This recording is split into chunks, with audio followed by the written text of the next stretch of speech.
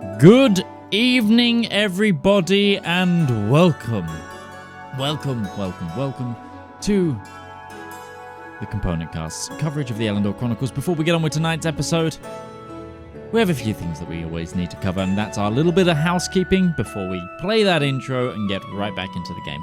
First of all, thank you everybody so much for all the support you give us, but if you do want to support us a little bit more, and I mean monetarily, you can do so by becoming one of our wonderful Twitch subs or joining us on Patreon. Patreon gives us the biggest slice of the pie and helps us keep creating more shows like this one. Second of all, if you can't give or you want to support us in other ways other than financially, there are plenty of ways to do so also. I need to remember that Spotify now has a thing where it turns off music if I talk too much. So here is my regular interval of Spotify pausing. For those of you who want to, you can also make sure you like the stream, share the broadcasts, comment on YouTube, or listen to our royalty-free soundtrack on Spotify and anywhere else you get music. It's completely free to use in any of your own broadcasts and or creative projects. We won't take any of the royalties, it's royalty-free. Just find it by searching The Elendor Chronicles Volume 1. Okay, I've spoken enough, and before Spotify decides that it wants to quell my speech forever, let's start tonight's episode.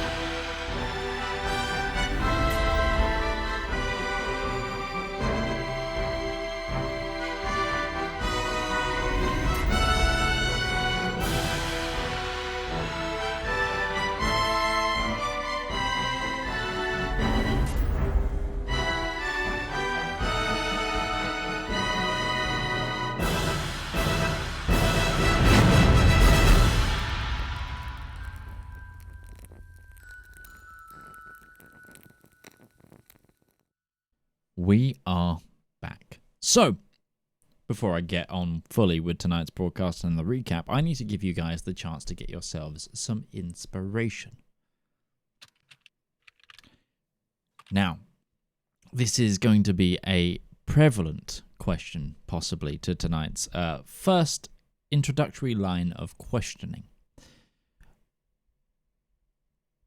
Last time, at the end of the episode, you were reintroduced to Delphina Curtin-Swift, an author of the Secret Histories and a foremost scholar on all things Seal of Elendor. Can you name 3 other members of that initial bookish council that you met with, and the name of that council? No. I mean, Delphina was there. Mort showed up, though Mort was not technically a member of any of the organizations. He was just present at the council. Nobody wanted him to be there because apparently he's a weird guy. Oh, no, he's a member. He counts. They just don't like him. What's his name? That's one. Mort's one. The Minotaur. God damn it, I made him on bloody Hero Forge and everything. Mm-hmm. To Hero Forge.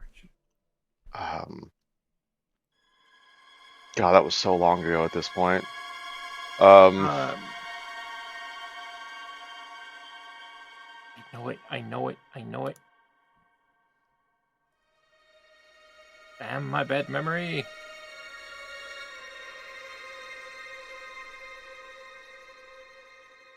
His name was Professor Pericles Cosmalis.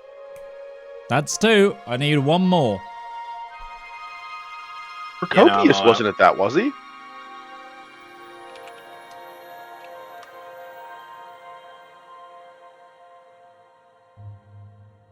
I don't. Was it Demoscalakes Cosmalis? Was it his brother? That is his brother, yes. Demascalus Cosmalis does count. So that's 3. Now I just need the name of that society.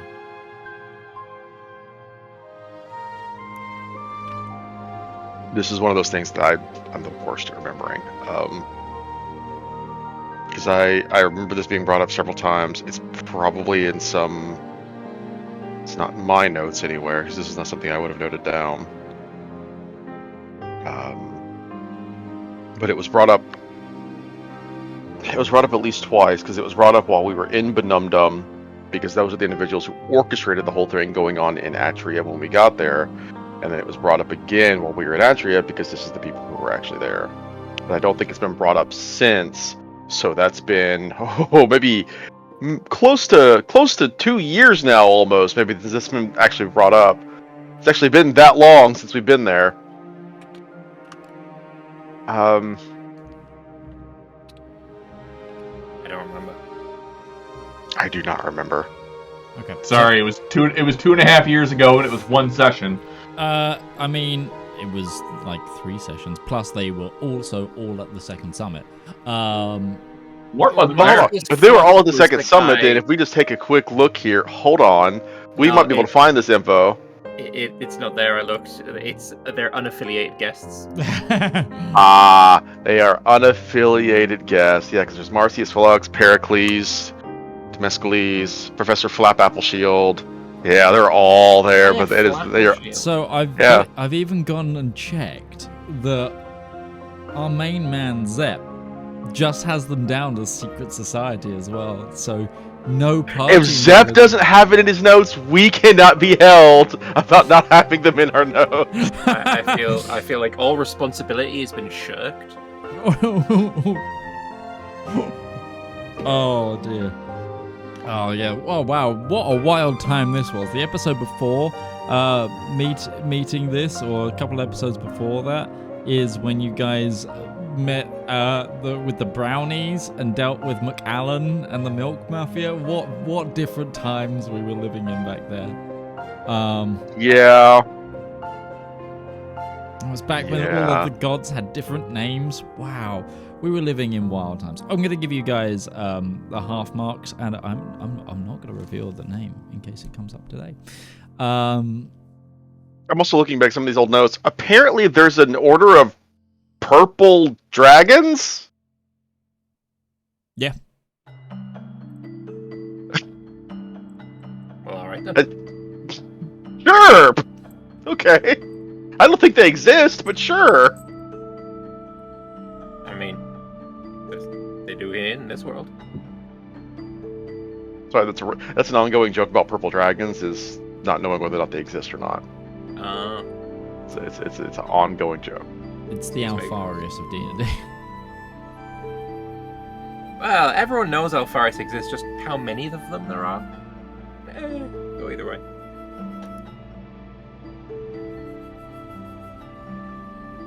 Anyway, right, so, to recap the previous episodes, or where we are in the story thus far. Our heroes are dealing with the apocalypse, apparently. But to zoom in a bit further from that revelation, that quite a lot has changed. In the previous weeks, our remaining heroes have dealt with an unknown sea creature that was harassing in the deeps and in the final resting place of one of your biggest enemies, one of the gem dragons themselves that you dispatched at the second summit.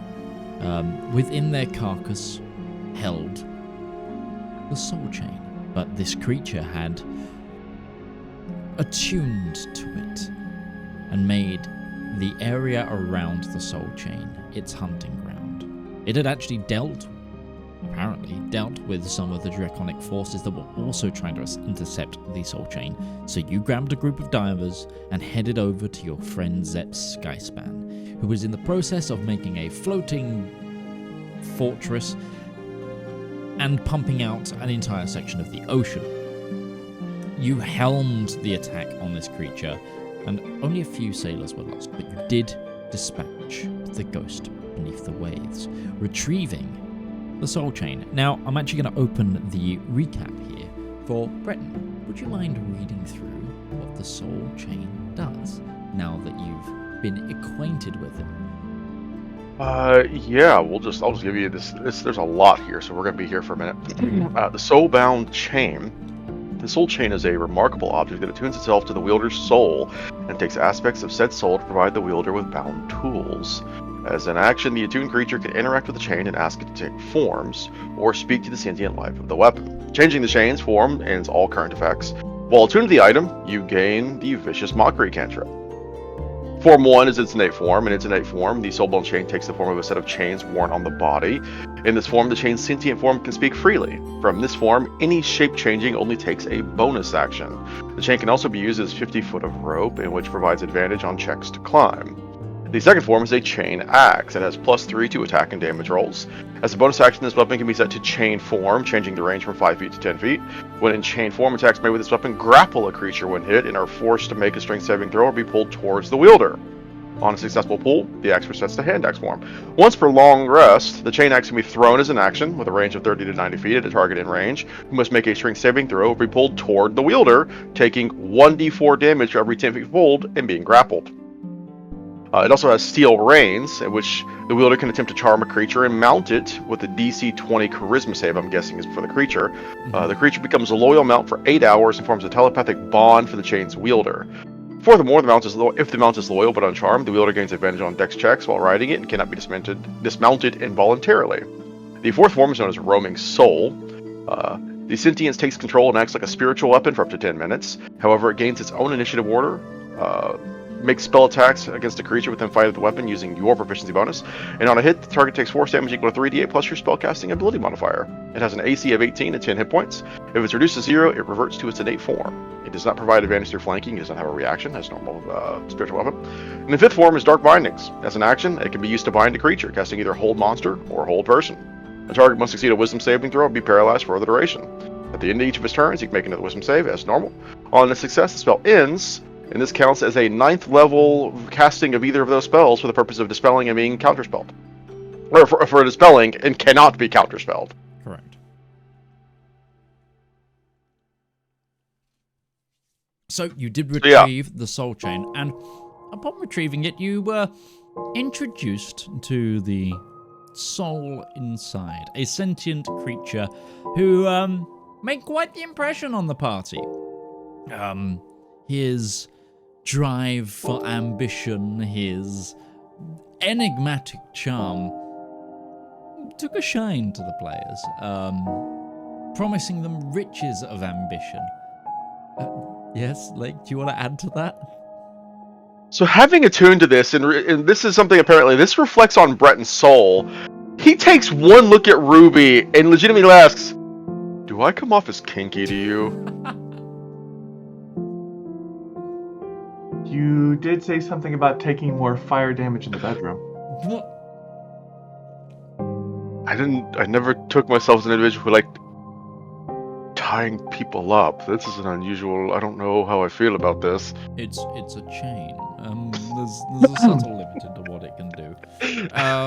Everything is I'm choosing to believe the chain is speaking more about its own predilections than Breton's. Hope this awakens something in me. Either way. You're going to keep Breton it. is also now cursed whilst attuned to this item, and cannot unattune to this item without making certain checks. Anyway, I believe the answer to that is, are you going to keep it is yes. Upon Did I get a chance for choice? No. Upon retrieving the soul chain, you then embarked back to the Rien in order to, check up on some things and return some of the dive team. You decided that your first port of call, before you headed out, would be to speak to Ulthric again, the Bard's scholar, to see if he remembered anything more, such as Salwa did. And it was in his tavern that, unlike before where he met you at a booth in the back, you were brought through to the manager's office, where Ulrich the Bard Scholar and Delphina Curtin Swift were making conversation. It was in this conversation, possibly one of the deepest revelations yet had been made.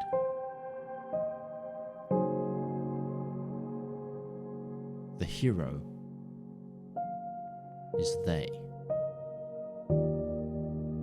There is plurality. So we rejoin you at the manager's desk/table in this office. Delphina, still wide-eyed and eager at the fact that she, in front of her, can see multiple seals of Elendor, and this is the most hidden knowledge she's held before her ever. We're literally 3 away from a complete collection right now. Yeah, exactly. It is insane. And then Ulfric the Bard Scholar is quite distraught with the information that he's beginning to remember. As he's remembering that, and that's been revealed to us as well, I feel like this is a good time for the party to maybe think back to when we visited the literal summit of the end of the Green and Pleasant Day, when we were watching the gods having their final discussion before the banishment from Elendor, when Aeolus shot the king that never was to draw the blood. We saw the king that never was there. Was there anyone else represented in that moment that looked like that might have been their counterpart, that their addition, I'm not going to say +1 because that's demeaning, but their other half? Like, was there any evidence of who might be making up the multiple roles, whoever many there are, that make up this individual?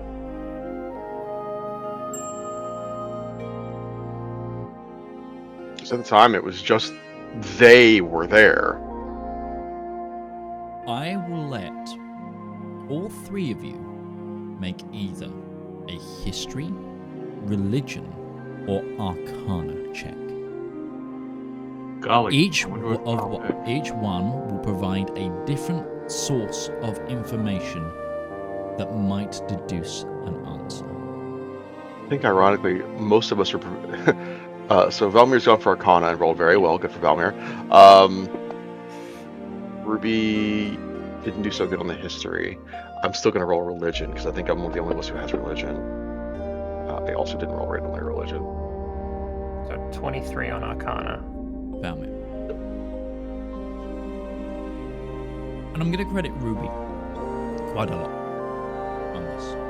Ruby, as it's her theorizing that has triggered something to you. Ruby has always posited that so much of what's happened is familiar to the spell modify memory. That it feels like globally a memory has changed. But it's something more powerful than that. When you went to the Great Hall, the site of the first summit, the original summit, you saw 3 thrones at the top. One was said to be the heroes, the others, Osmus, the Lord of the Damned, and Kefria. But what if the memory had been twisted so much that there was no gods on those thrones at all? After all, the others,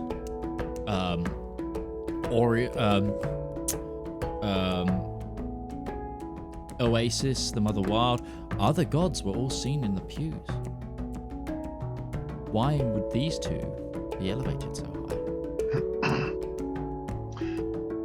If I wanted to keep a big secret about where I was, the first people I would go after are the people who were there.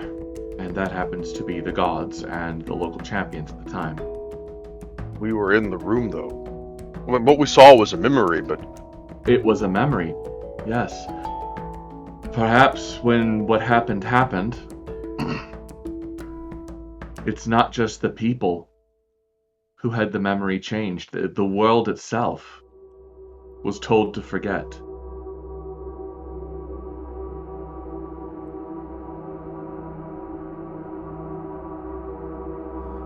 But Valymr, that's what you get.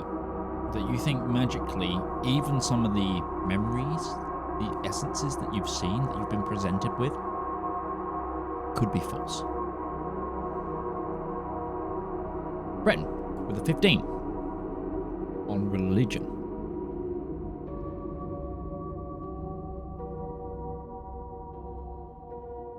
The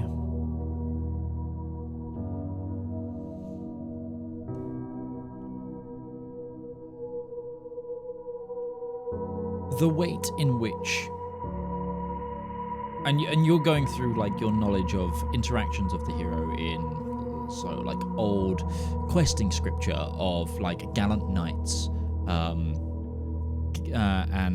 heroes of the Chevaliant, and memories from all sorts of religious teachings that you've been picking up, and they're often timelines in which, unless the hero had omniscient power and could be in multiple places at once, that it's caused a lot of friction in a lot of like religious analogy in terms of like where everything felt timeline-wise. That it seemed like the hero would be fighting in like one regard in one place, but roaming the world in another.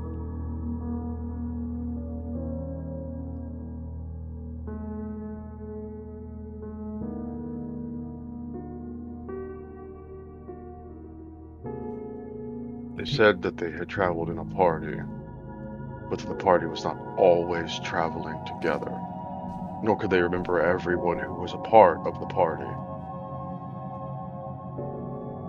Everyone who went on to become part of their role was specifically wiped away. You couldn't remember any of them, much less the one of them. Also, this is a potent revelation, to be certain, and this is a lot of information that now that we know it is a bit of a concern. Does it also bother anyone else now that they and them is the predominant way that we know to refer to as the heroes? How do we refer to them as their official title now? They can't just be the king that never was. It would be the heroes that were, I think, is the more appropriate terminology for them. That's also how the Nullians are referred to as. They, them. They are the unnamed. They are the ones who do not have titles and do not represent. They are the ones who worship them and they. The scorned ones of them killed Elendor the Immortal's daughter. I mean, them, we've known for a while that for the scorned ones of them, the them refers to the king that never was.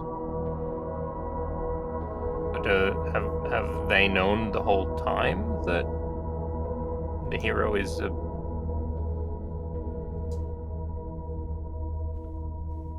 multi-personality? I don't know exactly how this... I was always with the impression that the scorned ones of them was referring to Nullians. The scorned ones of them that killed Elendor the Immortal's daughter were a fanatic cult that worshipped the king that never was before the Albaean Pantheon Nine Lights Church fully formed.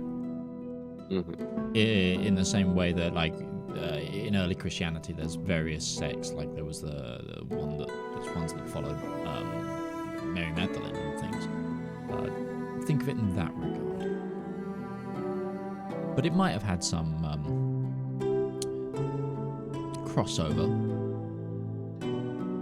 Sorry, I was just there was just a moment of concern there that maybe the enterprising heroes that wound up becoming the authoritative powers, maybe they weren't all benevolent, but maybe they all ascended. And there was a concern there of what of the heroes that became the king that never was. There was also another side to them that was also working with these cultists and these dragons that are. Maybe they had second thoughts, or maybe they just didn't like the way things went. The thought of that was a little paralyzing, because that would certainly complicate our relationship with everything that's going on. It also hurts the prophecy. The Ninth Shadow states that when the king walks the land is when the end is begun.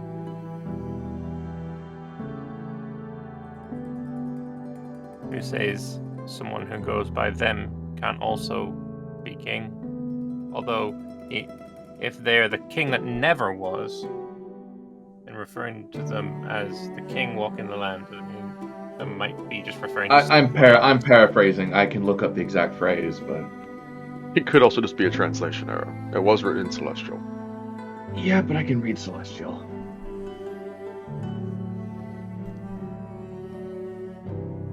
Okay, well... Oh, let's see. Let's not get too distracted in the theory crafting of all of this. So...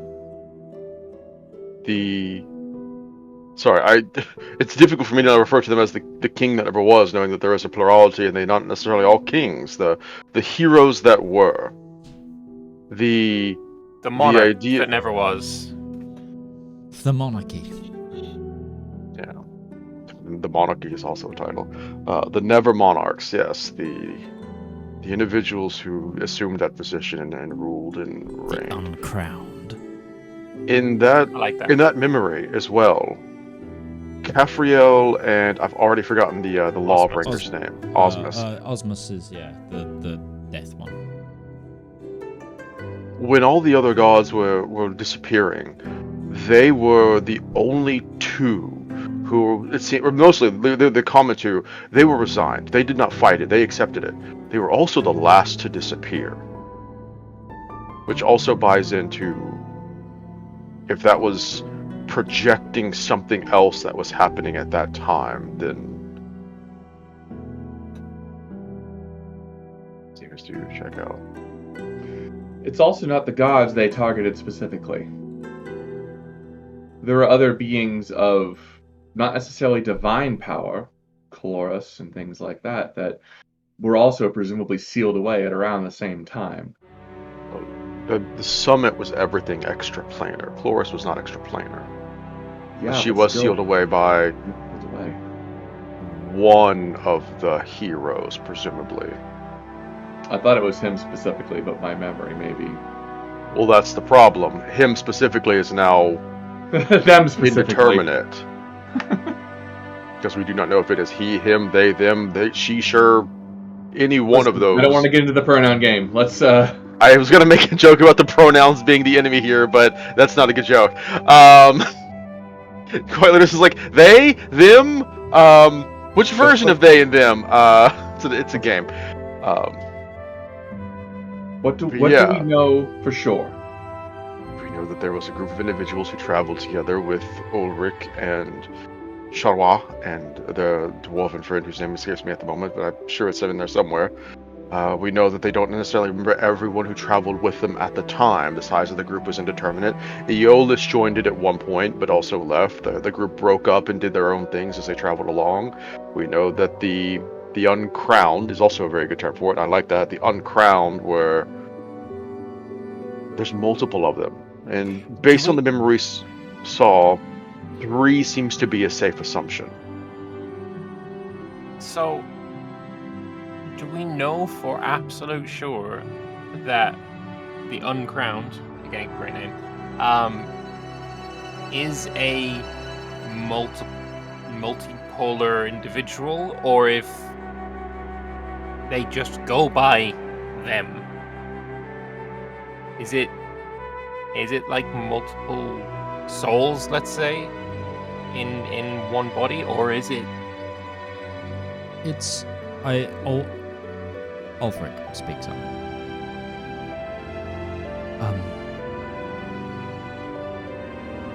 With magic this powerful, for a prophecy to remain true, vestiges of the truth would need to remain. By that I mean, if we removed all idea of the plurality of all of the identifiers, if they were fully forgotten, then how would a prophecy become true, or have the power to become true? From what I'm remembering and what you're all saying now, I think them is a collective replacement, a placeholder, if you will, for that forgotten memory, so that it isn't gone entirely, and to make everything that's happening happen. I would hasten to add, I believe it's more likely what Breton and Ruby are saying, that it is more than one entity, rather than some entity with many forms. In my fog, I feel like I'm seeing more than one. The mirror.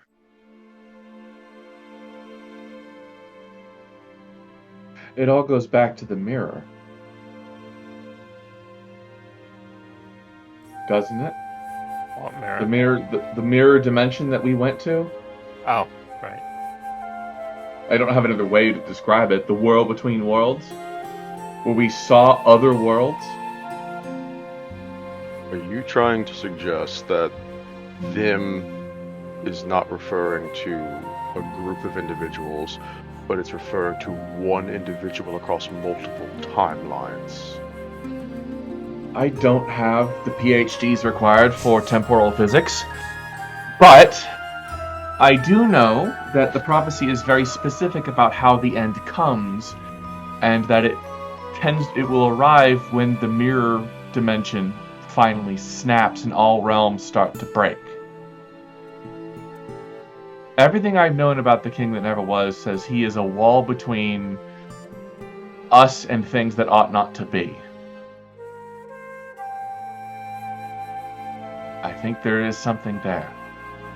The seals, the gates, the mirror dimensions, the divine gate that's above that keeps the gods out, the rules that are written that says what gods can and cannot do.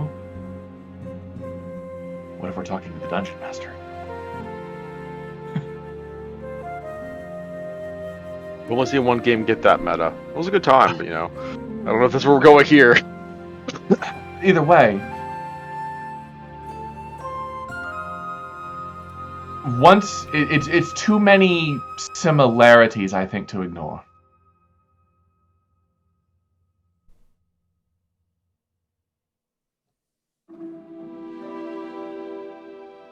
What if the reason they can't remember everything,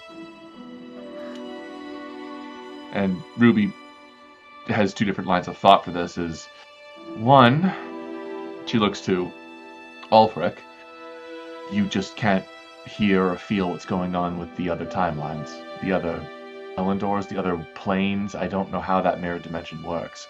But as the barrier fractures, you remember more and more. You've both said that you are remembering more as time goes along. Is that maybe that's some kind of timer? Like a hourglass ticking? You're trying to say that the closer we get to... Well, even then there was a thinning of the barriers as time went on, and the apex and the evolving is kind of coalescing. The idea that people are just expositing stories that didn't happen for them, but happened somewhere, as things played out differently in different times. Again, I don't have the doctorate in temporal physics, but I'm trying to make sense of what I do now. I suppose it could be possible, but the issue we run into there is that does that change anything for us? No, we still have to do what we have to do. The goals are My point life are not. does it change the information we've gotten? Is it something that we need to dwell on, or should we not worry about how the implications of that moving forward? I think it is something we need to be concerned about, but not something we can handle. I'd like to think of it kind of like sands in the hourglass. The more Ulfric remembers, the more in deep shit we are, kind of a thing. No offense. None taken.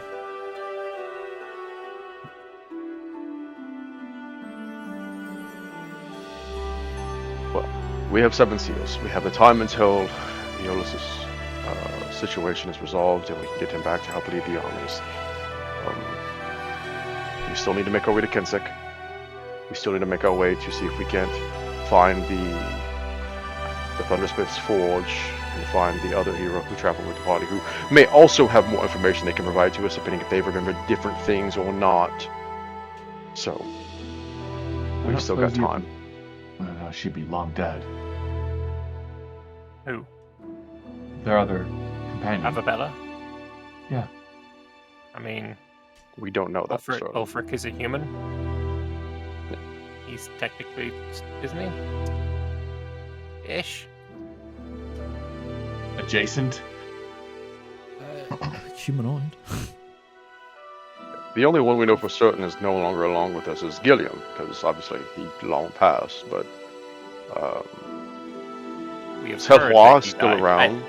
I don't think that we can say for certain that anyone is truly gone. I mean, we all know the story of Gilliam's death, but Then can technically know it. Ulfric make a picture of her so we can find them? Do you remember what Avabella looked like? I have a good idea what they could look like. I could get to them pretty quick.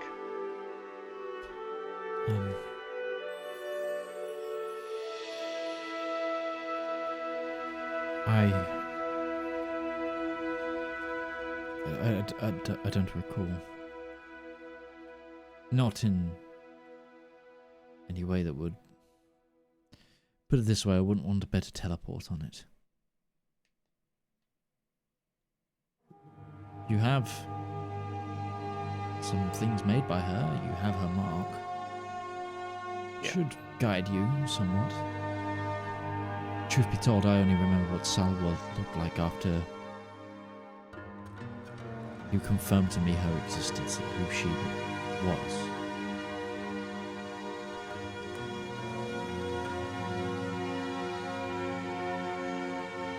Yeah, it leaves the legwork to us. We're getting kind of used to that at this point. It's the nature of the planes and the enforcement of the rules. It's fine. It just means that we have to work our butts off for it. Kensek is next, one way or the other. We need to resolve that situation for psychic potions, and we also need to make sure that Valymr can also have some closure and everything he's been working towards this entire time.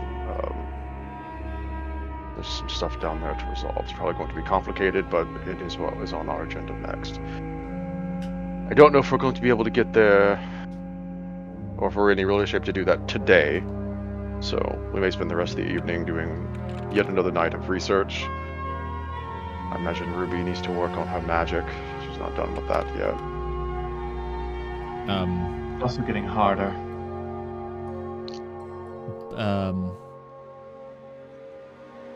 Delphina, popped up. Researching.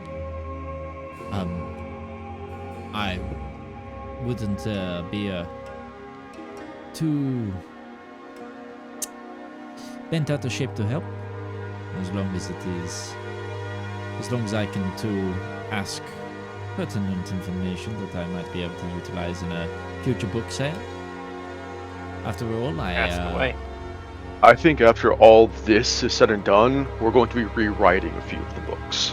that and you'll, own me an island. So I'm creating a spell based off of the ignition doesn't of bother the me. Doesn't no. I want to know about that. She's pointing at the soul. She's pointing at the soul chain and the sword, and there's a... Oh, you can have that. She holds her codex very close to her heart. We've been doing whatever research we can into what may help us in the future. What the end of the Age of Dragons is as a curiosity we've been looking into with the deities that led into that. We've been looking into ancient relics, and specifically, because at this point I don't feel like there's any reason to hide this, we've also been looking into trying to recreate a seal.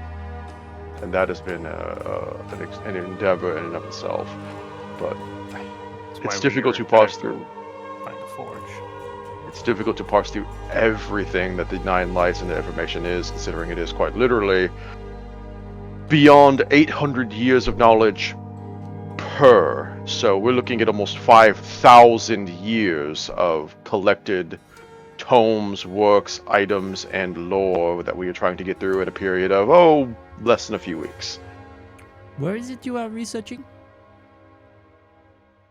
Breton kind of takes a pause. He's like, "You're sitting here talking to Ulrich. If we can't tell you, we can't tell anyone. We're researching the Nine Lights catacombs under the cathedral.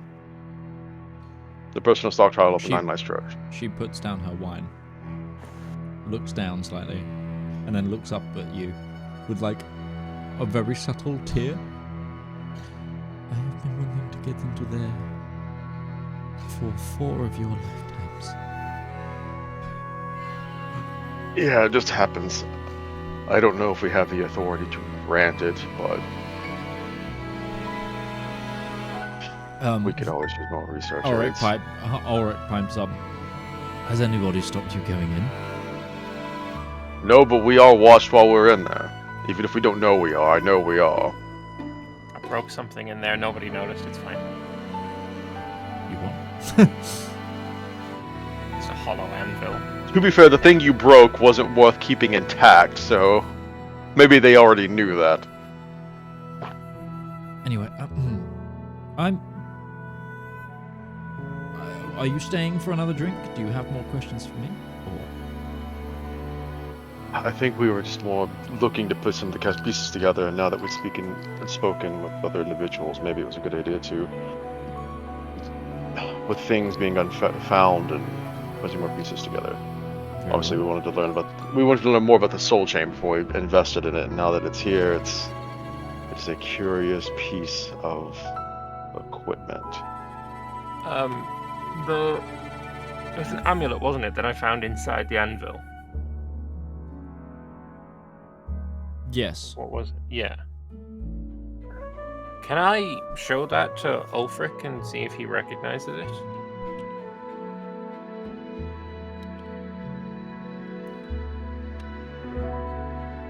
He takes a look. This... I have a vague familiarity for this.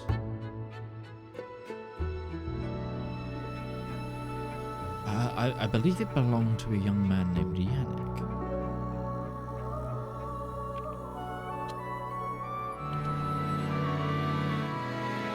Yeah.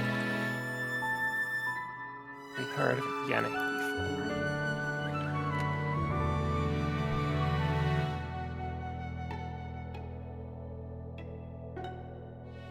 And did I ask you to identify it already, Ruby, or no? Identify what? It didn't come back as magical. Yeah, no, it didn't. It's a non-magical one. Okay. You are talking about the amulet of Cosmia, right? Yes. Yeah. The one that was inside the amulet. It is just like a large, like Have you've seen like a Chinese imperial seal? Mm-hmm. It's like that.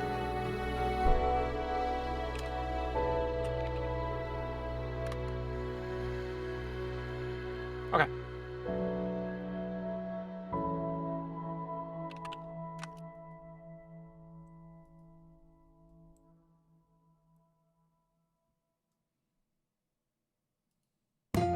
So yeah, this Cosmium we could maybe utilize for. I think it's made of Cosmium at least. We can maybe pass that to be used as making a new seal. We just need to figure out how. But that's the plan at least. Yeah. There are steps along the way to get to that. Again, though, we're not going anywhere today. Just because after a fight with the sea serpent, even if it went well, we're not exactly 100%. And with the speculations, I believe, when we get to Kensek, I don't imagine it's going to be the calm reunion with your family that we would hope that it will be. In and out, 20 minutes Aurora side, it'll be all fine. Right, so we're sleeping before that. Delphine, you're welcome to accompany us. If they make any fuss about it, we'll deal with it within. If not, then I'm sure your help in researching will be quite accomplished. And while we're not there, if you're allowed to stay, I'm sure you'll be able to research into whatever topics you desire. I have a better question. Why hasn't she been allowed in for the last 4 lifetimes? No one has. It's the Really? private Again, sanctum catacombs of the Nine Lights. We weren't allowed in there, and we were saving the world at the time up until this point. Yeah, it took kind of an apocalypse to, give them get any access. We had personally met with Godric, were on good terms, saved his son, though I wasn't there for that. You all did that, and we weren't allowed in. It was not until the literal sky turned red they realized there might be some useful information in there. Maybe the point of keeping the lock on the door is pointless once the door is no longer on the hinges. Well, go ahead and ask him then. Yeah, maybe we go with we go with your logic. Yeah, maybe it's better to ask forgiveness than get permission.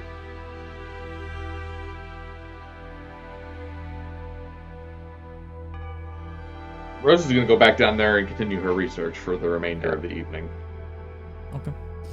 So you're avoiding sleep again? No, for the remainder of the evening. She will go to bed later. Okay. I mean, granted, we've lost a couple of hours since we teleported. Actually, no, we've gained hours because we teleported east. Mm-hmm. And we tackled the dragon right after we woke up, so like we have a literal full day ahead of us. Oh yeah. But I was wondering where we were going with this.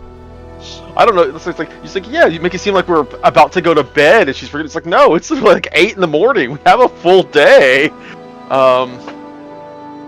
Yeah, we let's spend a day because why the heck not? Ulfric. I swear that jumps back and forth from what his name is actually is. Ulfric. Always a pleasure. We'll see if it takes us another day to call you and you again. Hopefully we'll find more meaningful information before then. God's willing, we don't need to call on you again, and we'll figure this out before we need to again. It's not to say we don't appreciate your company, but if we figure it out, that's a good thing. Good luck.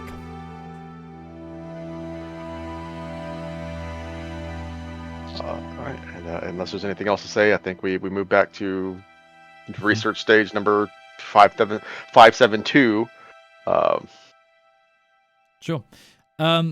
As you leave the somewhat shimmering manager's office with an extra person than you went in, the hustle and bustle of the bar begins again. Again, it was about lunchtime. That's why there was slightly more people running around than the last time you were here, because it was a Sunday. Oh, this was a variant of a Sunday, should I say. But no, it's now lunch rush. There's a lot of, again, this particular inn is used as like the officers. A lot of officers take it as their drinking establishment or an eating establishment because it's right at the bottom of the hill from where they've probably just delivered a missive or been in a meeting, etc. So it will not take you long to head back up to the Cathedral of Ascension, down to the reliquary of the Nine Lights. At this point, the mitred guards of the theocracy have grown accustomed to seeing you around, although grow very wary of Delphina. It's like they're clear they know who she is, and actually out the corner of your eye, Breton, like 20 feet away, like behind you, you see what seemed to be like a less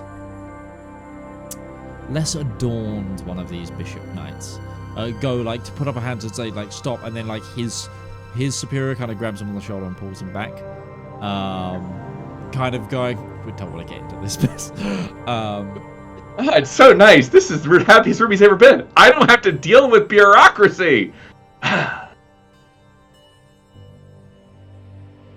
comes after.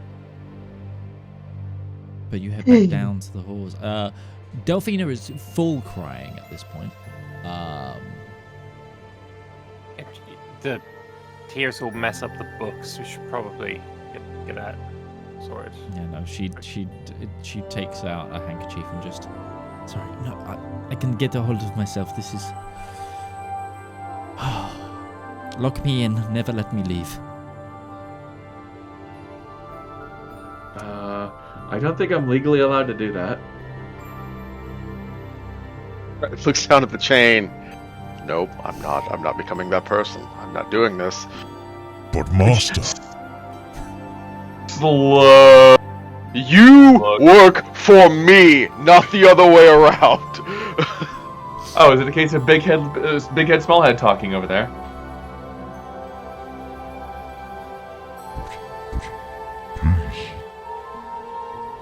please. Anyway. You are presented again by the various 9 lights. And, as well as the, heroistic room. Where would you like to go? What would you like to do? Who's doing what? Ruby, I take it you're doing more arcanic not right. studies? Not right that moment. She's actually, is it Atrix? Atrix is the god. Attune's other half. So that would be under Attune. There isn't a specific thing for Atrix. Okay.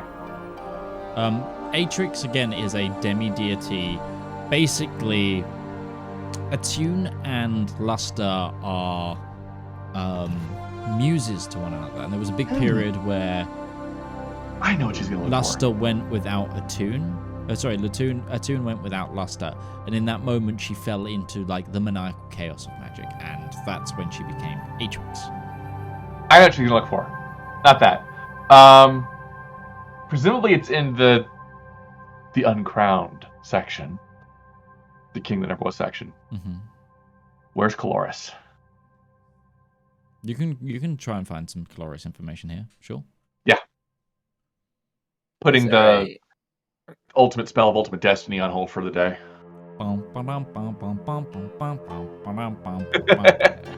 I know all the words to that.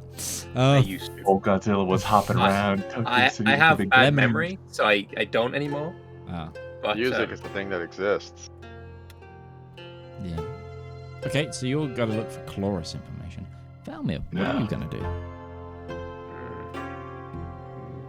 Not because I'm lit tired. Okay. No, sorry. I'm gonna go and look for stuff about Osmus. If he was potentially, I don't know, the left-hand part of the Uncrowned, then there's clearly something there. If there's just a section there, I don't know specifically what it is I'd be looking for. So just kind of pick up a book, scan through it, see if anything pops out. Pick up an item. Does it look fucking cool? If not, put it down. Just a basic kind of, without tuning in on anything yet. I will do detect magic just because it helps maybe. The problem is with detect magic is this place is innately quite magical. So it will require.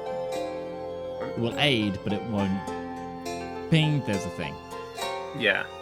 I'll also put on the blindfold Sure. because I feel like maybe, Judge of the Damned, God of the Dead. There's like that kind of. I feel like things would be hidden Sure, we'll come when back. it comes, especially like hidden text. Yeah, we can do that. We can come to that one. And Breton, where are you looking? I have no idea. Okay. Would you like me to come back to you? I'm really struggling to think of where Breton's going to look in this time one. Yeah. Okay. What would it help if I describe? Just go through all the gods and say if they've been checked. Well, etc. it's the issue is like I focus on the end of the Age of Dragons, and we learn more about that. But that was basically rebellion in their own ranks, and divided them. They basically ended their own age. That's not a lot of information that helps us out. I thought about looking into, is there any information here about how to actually craft the seals? But we know how to do that at this point. All that's really left is just finding the forge and doing it. So there's not really a lot of reason to look into that. I thought about, what if we looked up about the Uncrowned? We have evidence that there might have been a multitude of them acting in different places. Could we find more about that out? But that doesn't seem like that helps us at all. That doesn't actually give us any more information that we can go on. So I think Breton is at this point of decision paralysis of like, there's a lot more stuff that he could look into, but nothing that immediately moves what we need to be doing forward. Sure. Okay. So I'll give you, I guess, a general, or you can, help another person.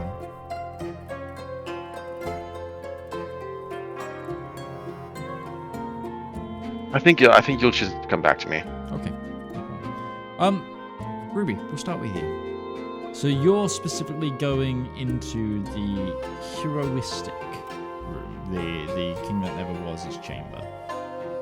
This is a chamber that up until now, in this reliquary, you've all kind of avoided mostly in your research, because it's a lot of repeat information for what you already have. Because it's a lot of like original copies of, the Book of Annihilation. It's like a lot of. It's also a lot of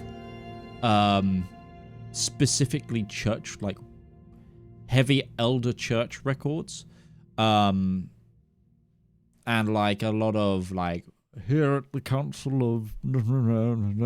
So it's been less prevalent what you need, but now that you're specifically looking for information on Colorus,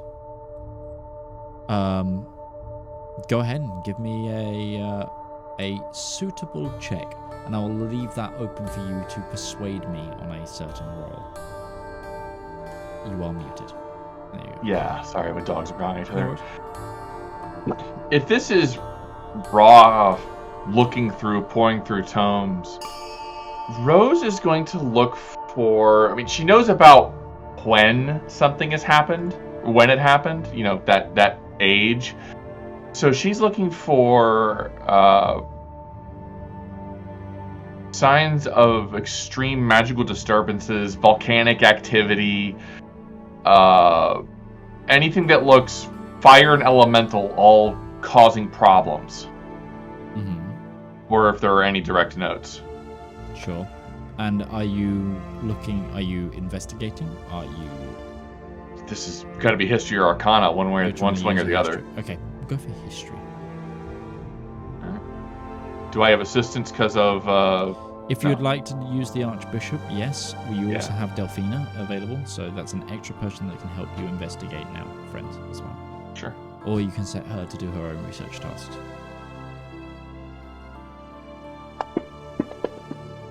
Come on, baby, give me something good.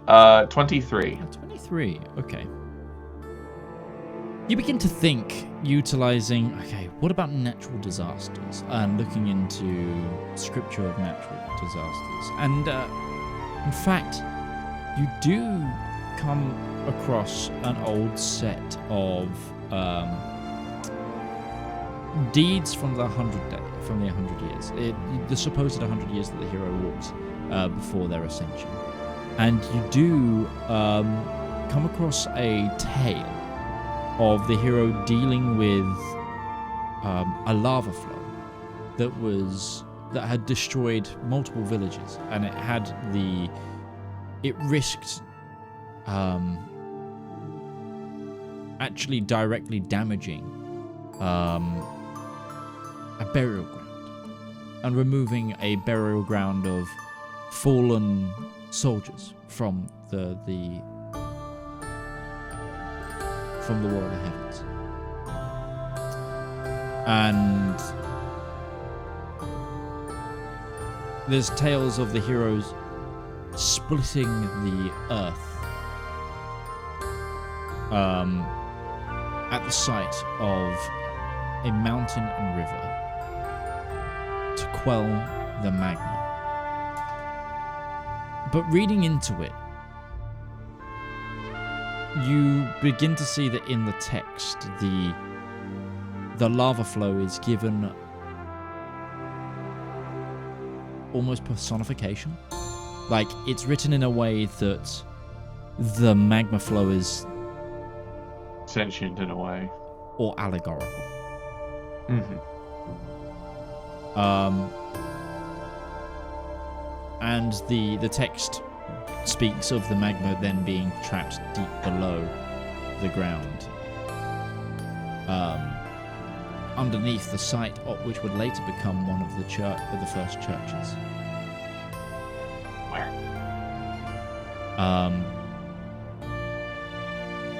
You get. I'm gonna need a backup history check because this is an old name for a location. Okay. Puppy dog. I know what was that? Give me a second. Ooh, 25. 25. Excellent. Give me 2 seconds to give this to you perfectly. If you need to write it, I will be right back. I'm being pimped to go outside anyway. No worries. I will give an explanation and I'll give you a proper name. I can also hear. Yes. I've just got to pull open my map to double check.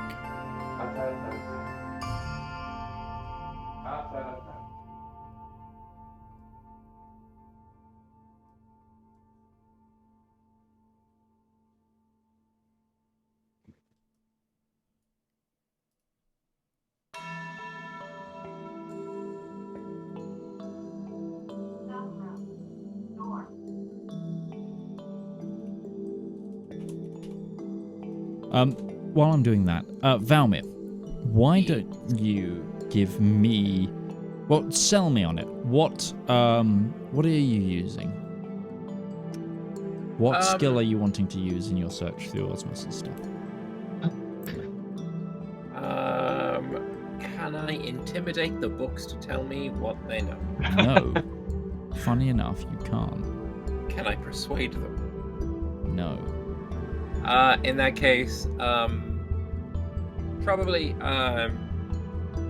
as I have the detect magic thing going, as I've got the blindfolds on, can I maybe Arcana?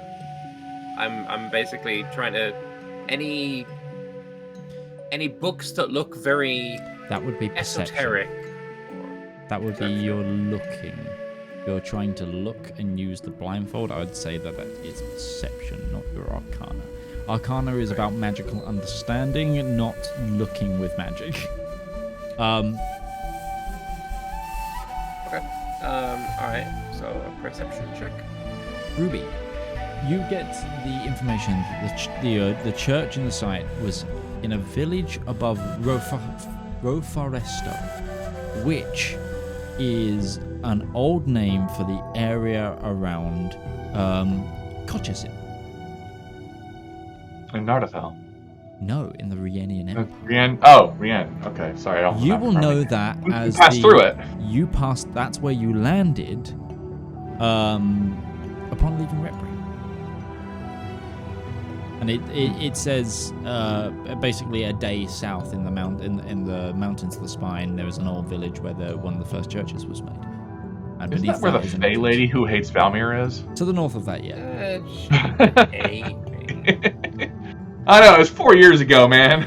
I mean, yeah. But that's what you get. That's apparently... The reason that Ruby is doing this, if it makes sense, is from her perspective and understanding of the spell that she is trying to create requires all three aspects of herself. Mm-hmm. The mortal she was, the heaven that was imbued with her, and the elemental power that she also possesses. And she's trying to, in order to utilize this spell, she's trying to harmonize all three to become a more complete person, but also to rise above the limitations of any just one. Mm-hmm. If that makes sense for the Arcana way of how she's trying to treat the spell. And Caloris, as far as she is concerned, is an extremely dangerous and chaotic creature of chaos.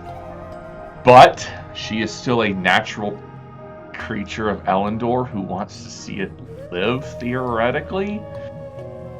Yeah, I know, it's, devil you know, devil you don't kind of a thing.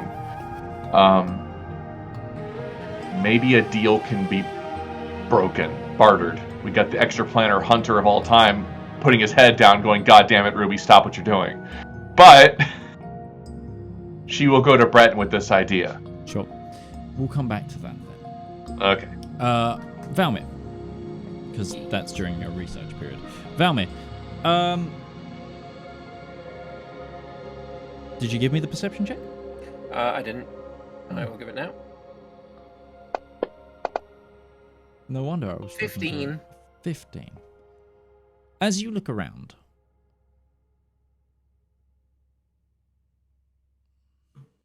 again, so Osmus, there's a lot of very sharp, very gothic features to this subset of rooms. It's all very... have you seen, like, the front of Cologne Cathedral? Yeah. It's a lot of stone bookcases that almost, like, mimic that gothic architecture. With, again, there is, instead of an altar, there's a recess in the ground that looks almost like a stone grave, like that it's been dug out. As you look around, what is it you were specifically looking for? You were looking towards... I wasn't looking. Something that catches the eye. I wasn't. Okay. I didn't have anything in particular. So I don't know what catches the eye with a 15. There is above where the grave is. There is a suit of really grisly-looking armor. And the suit of armor is holding a mace. It's probably slightly larger than a one-handed mace, but not... If I was to put this into standard terms, it would be a versatile weapon. And it seems to be magical, as does some of the armor. But it's like a full plate, and it's clearly a full plate made to look like the visage of Osmus, which is that very Nazgul-y, Death Eater-y kind of heavy metal knight. That probably stands out to you the most. Without doing like deep research into various books, or if you're going for specifically looking around. Well, if there's any books that have interesting looking covers, I would flip through them. Okay. Again, with a 15, it mainly being perception, not really focused on research. Information-wise, you don't really get things that you don't already know. Okay. But yeah. Would you like to do anything with this information that I've given you? No, not particularly. Okay. Breton, did you make a decision on what you wanted to do in that period? And oh my gosh, that cat is being adorable. It's warm. She's absolutely going to pull that USB out. Yeah, if I disappear, it's because she's hit the power cord. I think Breton, resigned in this, is just going to go to the Thundersmiths area, and he is going to look into...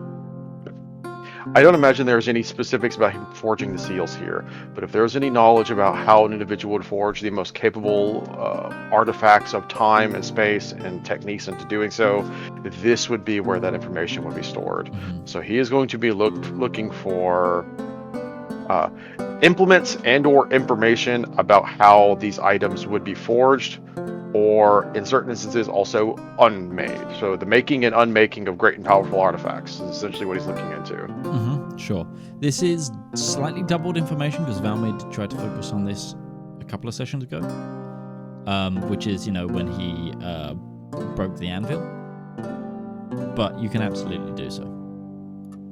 I got nothing else. Like, I don't. You can help me. Breton is a smith, so if we have to end up doing ourselves absolutely. like this in a wonky moment, like he's got to have, like, presumably he should be the one to have this information. You know what? As Breton is a smith, I will allow you to do this history check with your added tool proficiency. That would be the same check because I am already proficient in addition to it, so double proficiency. Okay. I would also be asking Delphine to help me with this if this is the one thing she will help with. Sure. Because this may in fact lead to information about the seals.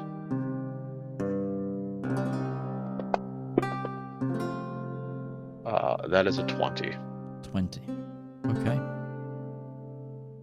With a 20,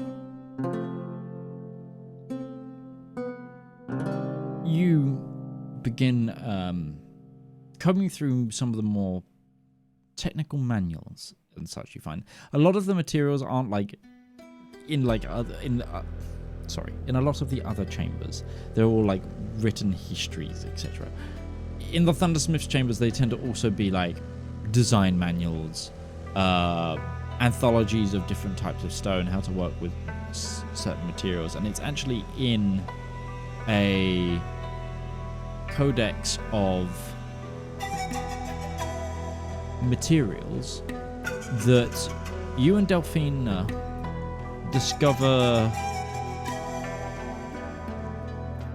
not a magical way to hide the knowledge, but a physical one. You begin reading a text on the metals of the world. And hidden in a form of shorthand that you were shown by your father. It's a way of,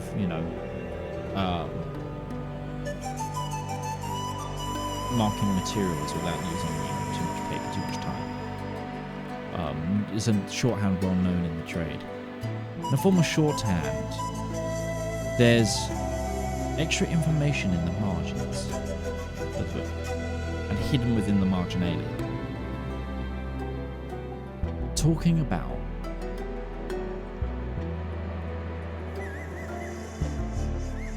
experimental attempts to remake Cosmium.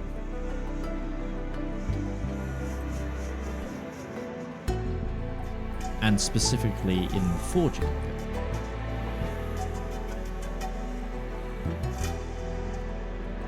Memory serves, the forging of Cosmium was a combination of elements of the outer planes. It was the divine element that went into many of the blades and armors that are used by the Heaven's Host, but also the infernal silver that we came across was a part of it as well, because it was a representation of outer planar.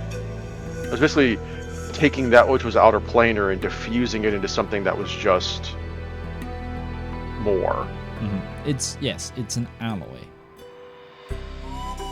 But it goes specifically into the smelting. And the information that is presented to you, all this marginalia, this scripture, talks about setting up the alloys that would then be used in Cosmium. It tells you that Cosmium has 4 component parts. In most scripture, it's said to be an alloy of mithril and adamantium. Mithril being from the deeps of Elendor, adamantium said to be celestial, coming from meteorite.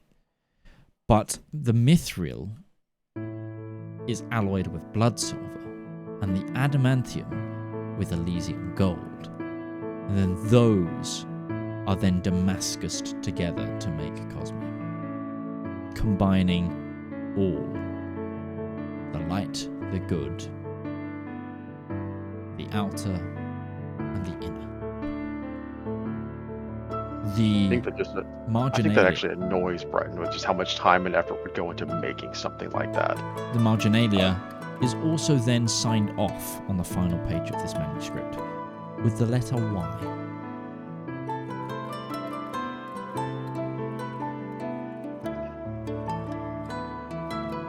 That's what you get. You guys can regroup after this section of discovery. It's probably about 3 p.m. at this point. I'd say that would be about 3 hours work for all of you.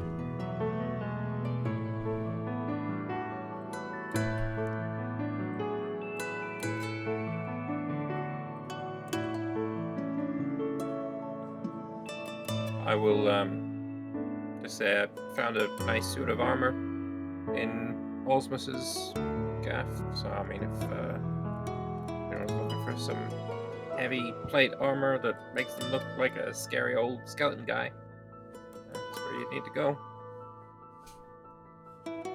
I found Caloris. That's not heartwarming at all. This does not spark joy. Listen.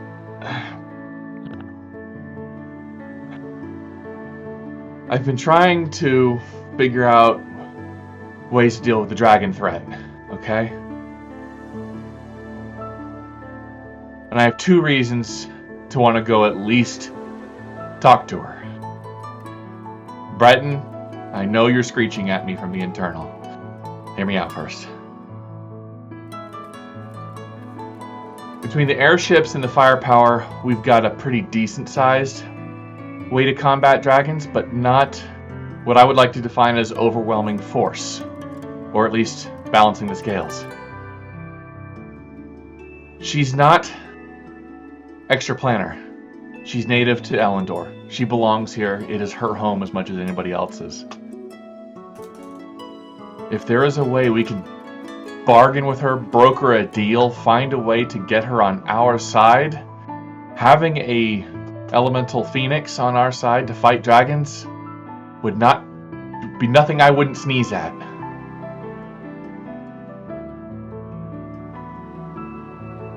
Being made of pure chaos energy. No, fire, Chaos. Valymr, fire. Phoenixes Chaos are is not. still a big old part of it. Phoenixes are not just fire and chaos. They are also hope and rebirth. When I sent Soul back to her, I gotta know.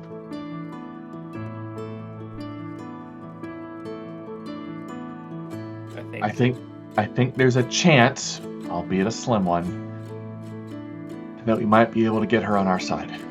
And also a chance that it hinders us in ways unimaginable. I think the risk is quite a lot too much. And pardon me for not taking the. You know what? No, not gonna say it. Dragons have been looking for every single lead they can to what will help them. As far as we know, they haven't gone after Caloris. There might be a reason for that.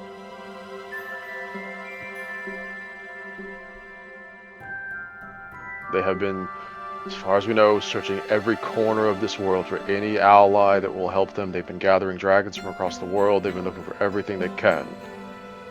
If it's not looking into them, it might not be a good idea, and I'm still hesitant to trust a being that could not be pacified, and I do not know if 800 years of being sealed away does anything for the temperament of that.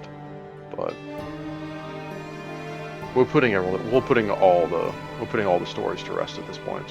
Valymr. We're going to look into your family. We're going to do this for you as well. We're going everywhere. We're solving everyone's problems. We'll add it to the list. The worst that can happen is we walk away and don't free her. Turns out she's crazy. We don't break any seals or prisons or whatever it is that's down there. And all it is wasting a little bit of our time. If we don't look into it, and we find that these seals that were placed on her are also weakening because the plane is weakening, we could get there and find she's already free, and we need to stop her. I'm okay with that. Going to see? Okay. Unless I can be 100% confident that this chaos being is not going to just cause chaos. Not just chaos! I'm not saying she's I am just not chaos. just... I'm not saying you're just chaos. There's way more to you than chaos. But there's still chaos, and this is a chaotic being. So am I! And I'm fighting against the apocalypse! There's a very big difference between a being that could not be tamed by the king that never was, and you. There's a big difference there. Nobody's tamed me yet. You also can't do as much damage as Dolores. Are you willing to stake your spell slots on that? Yes, 100%. You are not as powerful as Dolores. 100%. Guaranteed. Without a shadow of doubt. This being has been sealed She's away teleporting for out. centuries. Okay.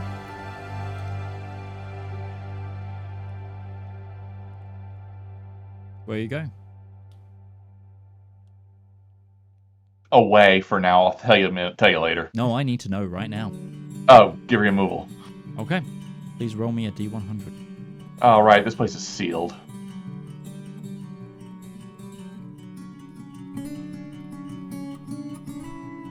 It bounced off the screen. 9. Damn it. 13. Okay. We'll come to that.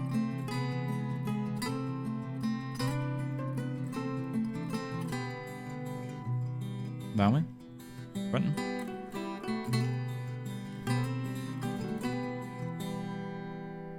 Oh fuck, she has the teleportation staff.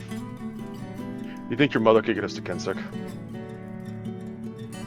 Yeah, yes, definitely. Okay. Because we may have to do it by ourselves now. That one will. Do you want to snapstone her to tell her where we've gone? If you two can't figure out how to work together for 5 fucking minutes, you realize the world is going to end, right? I'm perfectly aware of that, and I'm not unwilling to work with her. I'd like to, get a point across without being, Yes, I get it. instantly. You guys have a difference of opinions. And both of you have an ego that you just can't seem to put a fucking side. I think that's a little unfair. I don't. I have my opinions as well. Do you see me dying on any hills in this moment? Do you see me fighting to say, no, we won't try that. No, we have to try that. I'm willing to listen to you. And I get it. You want to voice your displeasure at what we're doing. But we have to say, okay. We're And trying everything right now. if I'd be I'd telling had Ruby maybe the same thing 5 because more seconds to talk, then that is what I would have been able to say. Again, I am fine with going to sea, but this is again, chaotic being that the king that never was could not convince to just live in the world normally and let it be. I am fine with going to sea, but if we can see, and then if I'm right, and this is not something that we need to pursue, and we can leave it be there, sealed away still, I'm fine with that. And again, Ruby was still here and not wherever she's just gone, she would have heard me say that. but alas. It's important to Ruby for more than just that. Because if she can't convince Caloris that there's a better way, deep down I don't believe she feels that she can be better about it either. She needs to see it with her own eyes. And every time you fight her on that, she feels like she's never going to get to do that. Now, I'm not going to blame you for that, because you've brought up a very valid opinion. But I feel like you all are failing to see each other on a deeper level. You all are seeing the surface reasons.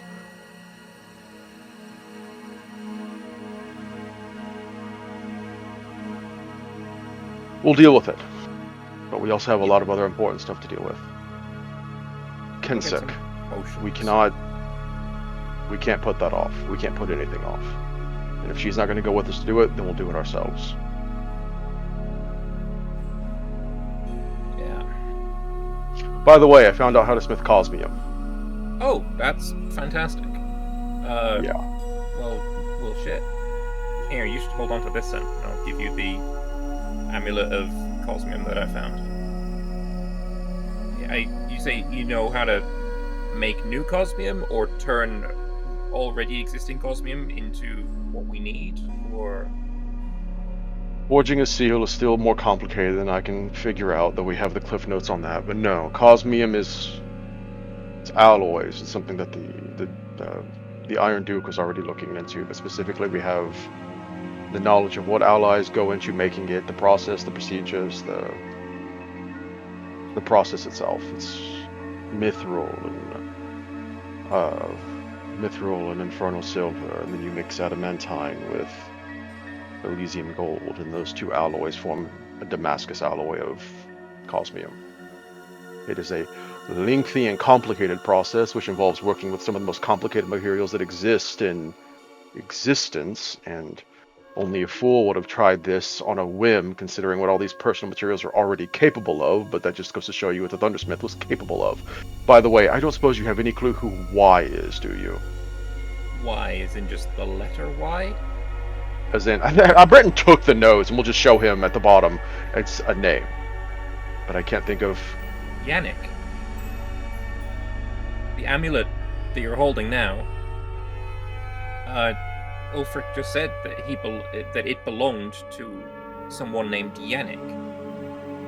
Could this Y literally just be the first letter of that name? That's why I was wondering, do you know who Y is? But if Yannick is Yannick, then yes, that would probably make sense. Can we ask Delphina if she has any ideas on any character named Y? Or if it could just be... I think Yannick is a safe bet, considering everything we've just learned.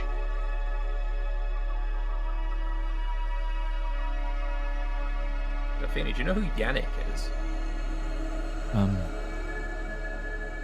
I will roll for her. She's gonna need a pretty exceptional roll. I noticed you a kid named Yannick when I was in middle school. I don't think it's him, though. I keep hearing Yarick, and I'm like, yeah, the orcs love that guy.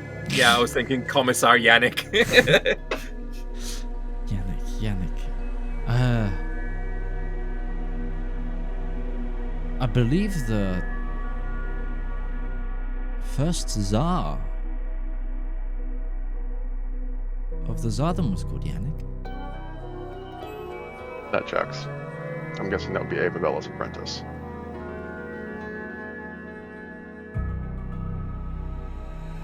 Maybe. We'll see.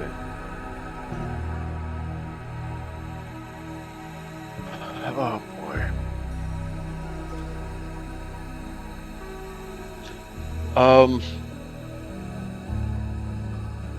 Shit, I am down 2 4th level spell slots. I don't know if I'm ready to go into Kensek not fully equipped.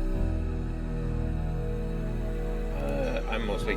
Yeah, I've all my spell slots. I'm just down 1 point of luck because of I was using a lot of Eldritch Blasts. Choice is yours, Valymr. We can try and deal with this now. I know it's late in the day at this point, but we can try and deal with it now. We can rest and tackle this in the morning. It's possible Ruby's back by tomorrow morning. Let's See if she shows up by morning. We're going. If it is like, we may be able to get in and out without ever seeing anyone but my own. And then if so, awesome. But if my sister is aware and there and is trying to stop us, I would rather have the sorceress on our side to fight the sorceress on their side. Makes sense. Delphine, if you wish, please, with my encouragement, stick around here and continue to do research. If you find anything that might also be useful to us, do not hesitate to share us. I imagine you're going to want to learn as much about these seals as you can, maybe other topics. Anything could be useful. You've got, what, 4 centuries, give or take, to catch up on all the stuff you wish you could have learned about? Yes, I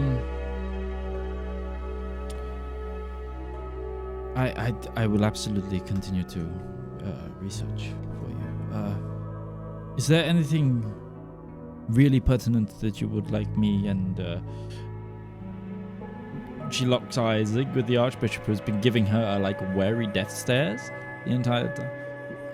We would like me to look into? No, you're free to peruse your own interests. Having a fresh pair of eyes and a new set of ideas might actually be useful to us. Maybe you'll find something that we just couldn't think of.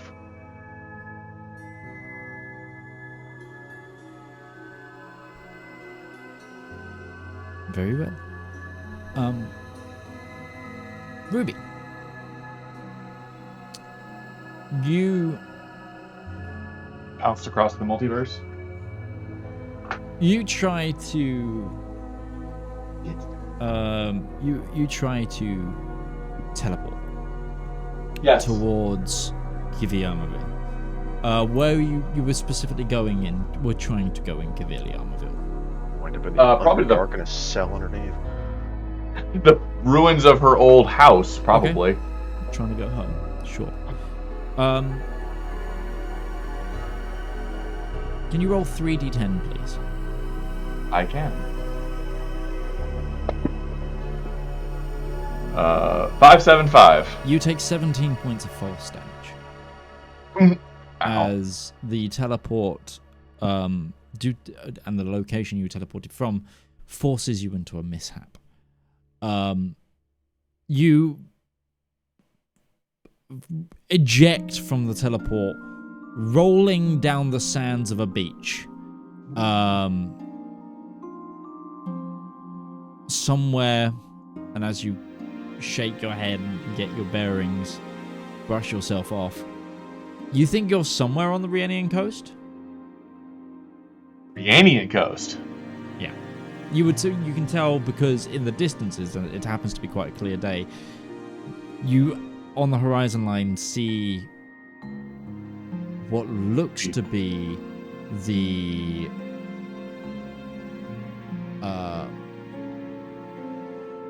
western side of Retbury. I missed. Oh, right. Place is warded. Duh.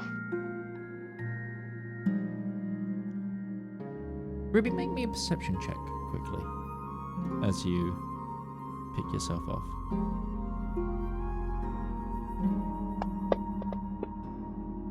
13. That thing didn't even roll. I just dropped it. It just stayed on 12. So it was lied to there, or Fantasy Grounds. It's not hard for you to see. They're trying to be kind of sneaky, but they're very, very too busy staring themselves. Just off of the beach, slightly there's like probably like a 5-foot raised like sandbank. This isn't like a kept beach. This isn't an often visited beach. But in some long grass at the top of the sandbank, you see 2 small children looking at you. One girl and one much younger boy. Dust yourself off.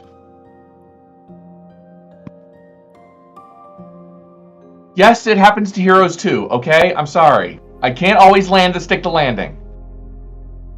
She's trying to lighten it up.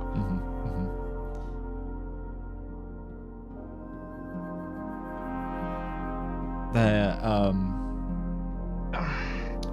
you hear like giggling and then shh, shh.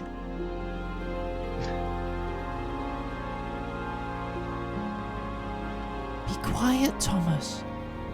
I don't see you. Is somebody there? Silence. Walk, but not walk in that general direction. Okay. Give me a deception.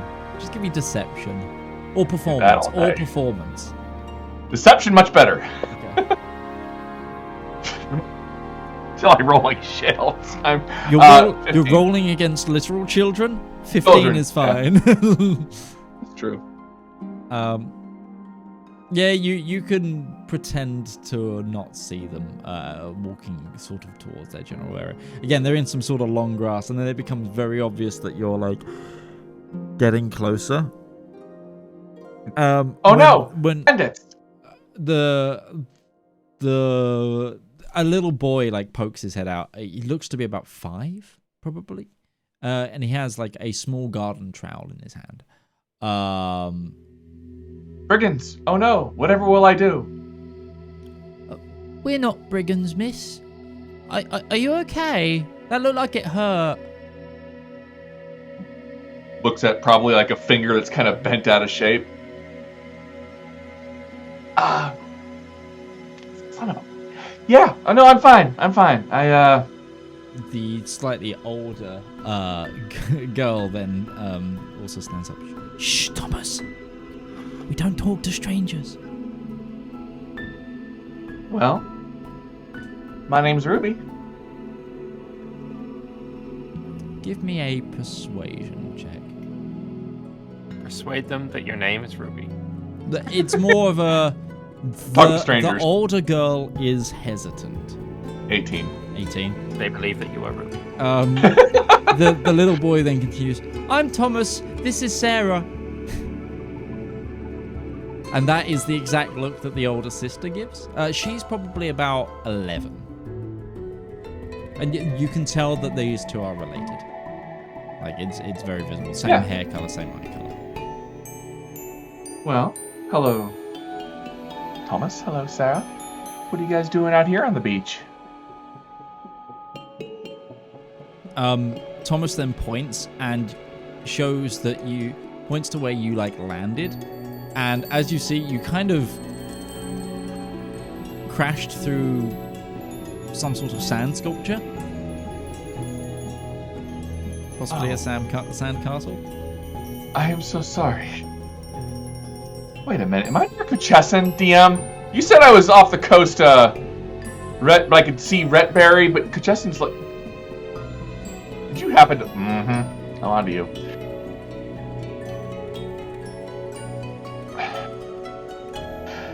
Well, I'm sorry. I don't suppose either of you know exactly where I am. Where are we?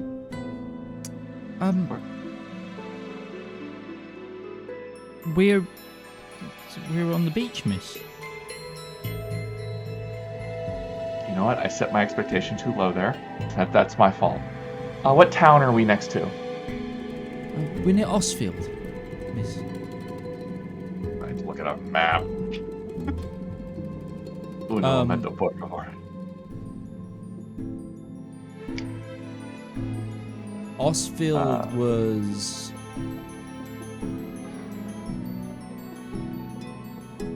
near, I believe it was between Osfield and Dusterville when you found the. It's loading, but I'm bringing up Ruby's map. I believe Osfield and Dusterville is where, between those two, is where you found the Fae before, and then you took a ship from Dusterville down to Colchester. Outside of so between Osfield and Dusterville. Okay. Yeah. So I believe. So yeah, you're just slightly north of Osfield right now. Yep. Okay. Well, I don't know if either of you want to be wizards in your future. Bit of advice: don't cast while angry. They kind of both slow nod, kind of like, we don't know what any of these words mean. He smiles a little bit. Go back to them for a second. I gotta handle a frustrated dog. No problem. Jumping back to you, Valymr and Breton. Are you planning on just doing a little bit more research, or just resting and then heading straight off? I have to sleep for 4 hours, so I'll do a little bit more, I guess. I cannot fathom what the hell Breton would have researched at this point. I think he just sleeps. Sure, you head off and rest. Valymr, give me an investigation, please.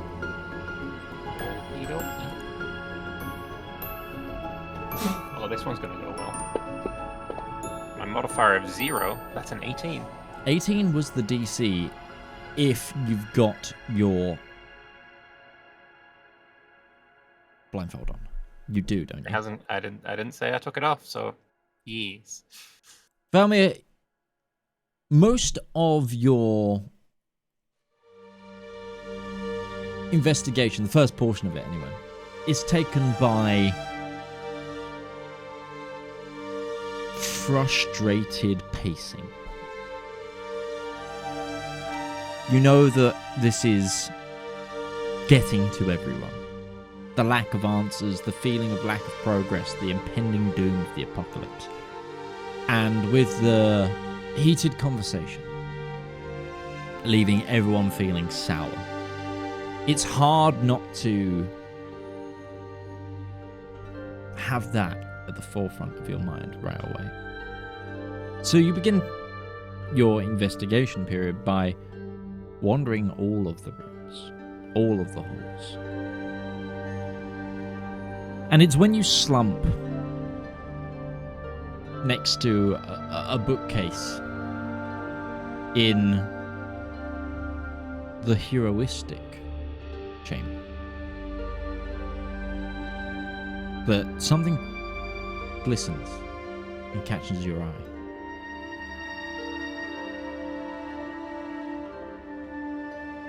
It looks to be like the edge of something. Talk on that thread, whatever it is. You begin to feel, and as you move, it seems to be coming from behind a bookcase.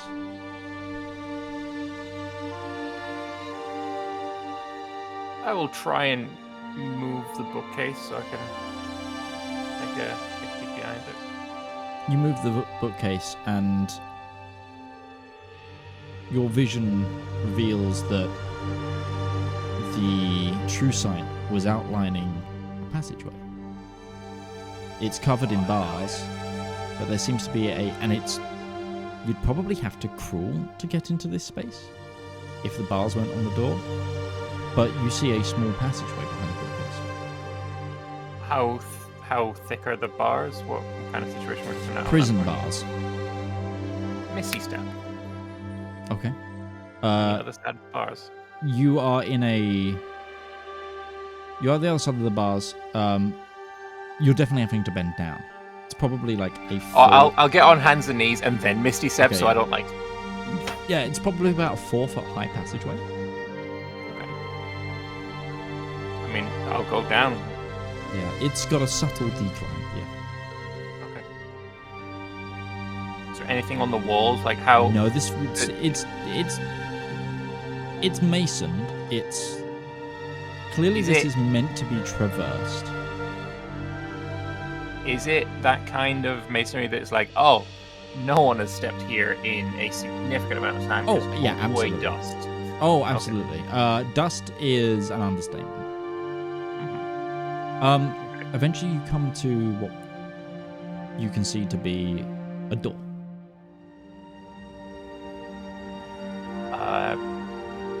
Does it look like the door has a lock? Like, is there a keyhole? There is a very big lock on this door. And in fact, the door is chained. and the chains wrap around the door in its entirety.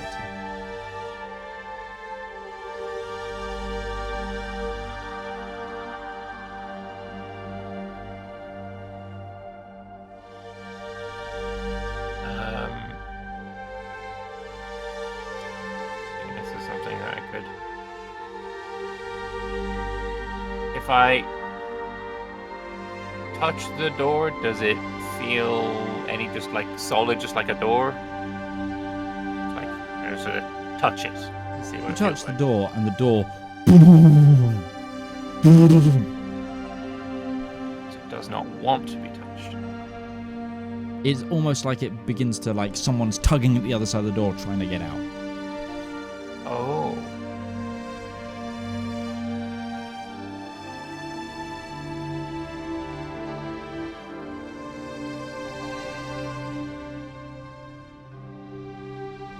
Can I cast Detect Evil and Good? Sure. I can detect through aberration, celestial elemental, faith fiend, or undead within 30 feet. I can penetrate most barriers but blocked by a foot of stone, an inch of common metal, thin sheet of lead, or 3 feet of wood and dirt. There is... It's... You would hazard a guess it's on the edge of your detection range. But there is a strong sense of all of the above behind this door.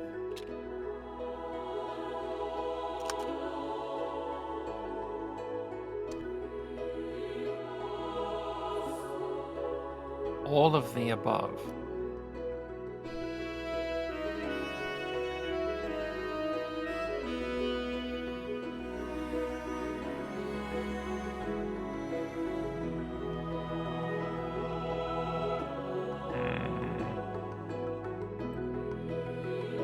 Snapstone gonna pop it and say, Breton, come to the King That Never Was' alcove. There'll be a bookshelf you'll see that's slightly ajar. Can you come there, please? And I'm gonna crawl my way back to the entrance.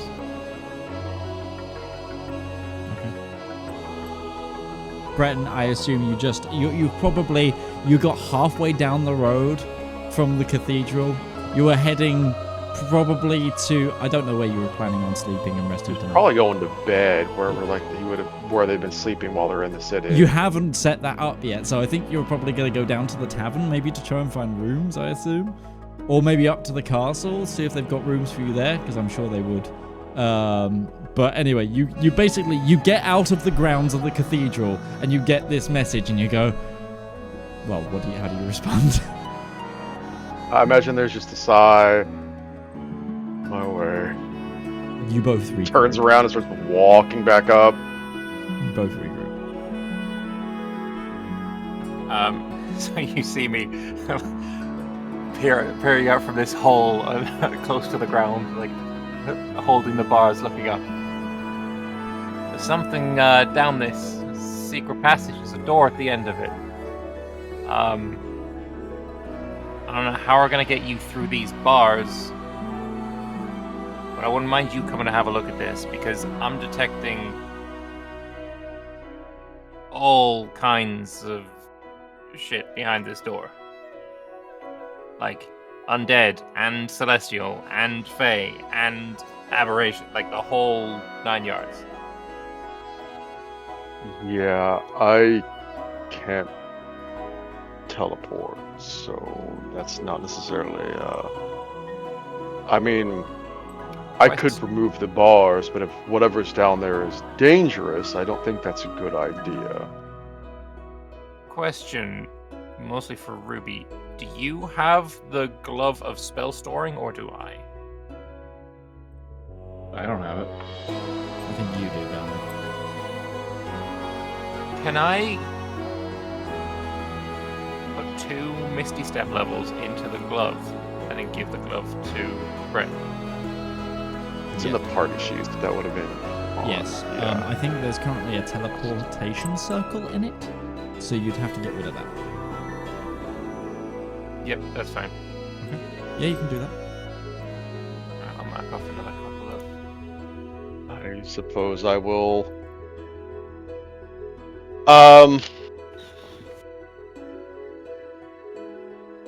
You would have to attune to it, but this is enough to get you there and back. That's why I put 2 in.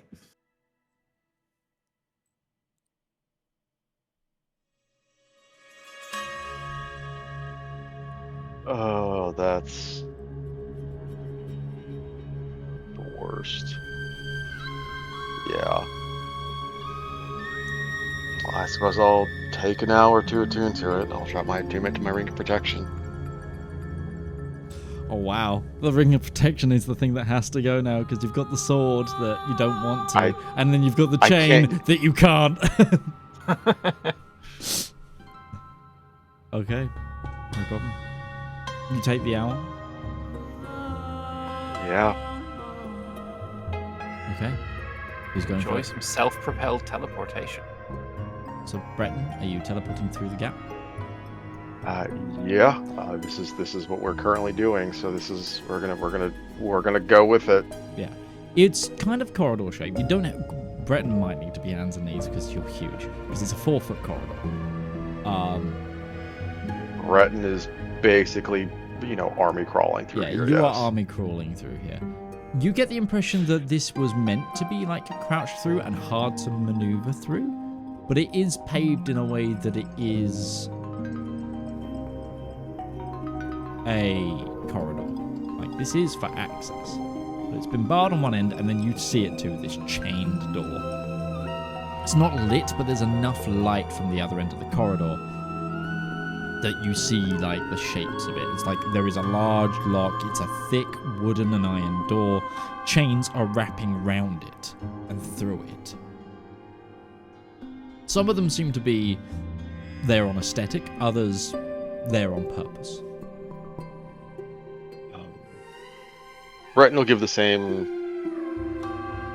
divine sense whiff, just to get the feeling of, yep, this is just all kinds of fucky in every way. Yeah. I'm gonna let you both make an insight check. Does it seem like this door was made to keep people out or something in? Because that's the feeling Breton's getting. I got a 24. I got a natural 20 for a 22. So I'm gonna give We this rolling like fucking hot you shit. you right two now. like powering through this. This is Pretty Paladin nice. Buddy Cop 2.0. I feel Yeah, like. let's go. Yeah. We had a graveyard. It's that been was a while since the Vistilian theocracy, but here we are again. Between you both, you have fought pretty much everything that can be detected by good and evil, or have come into contact of it. When I say there is an tint, you thought at first it was blocked by the door, family. No, it's more like it's the energy of those things, not creatures. It's not like that there is a true creature behind there, just an essence of. And with that natural 20, Breton,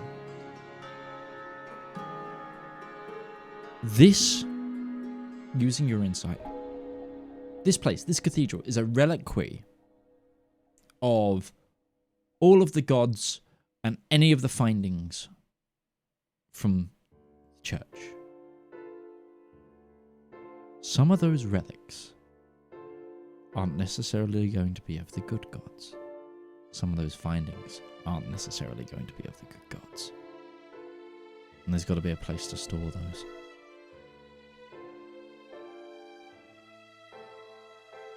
Trying to learn about no.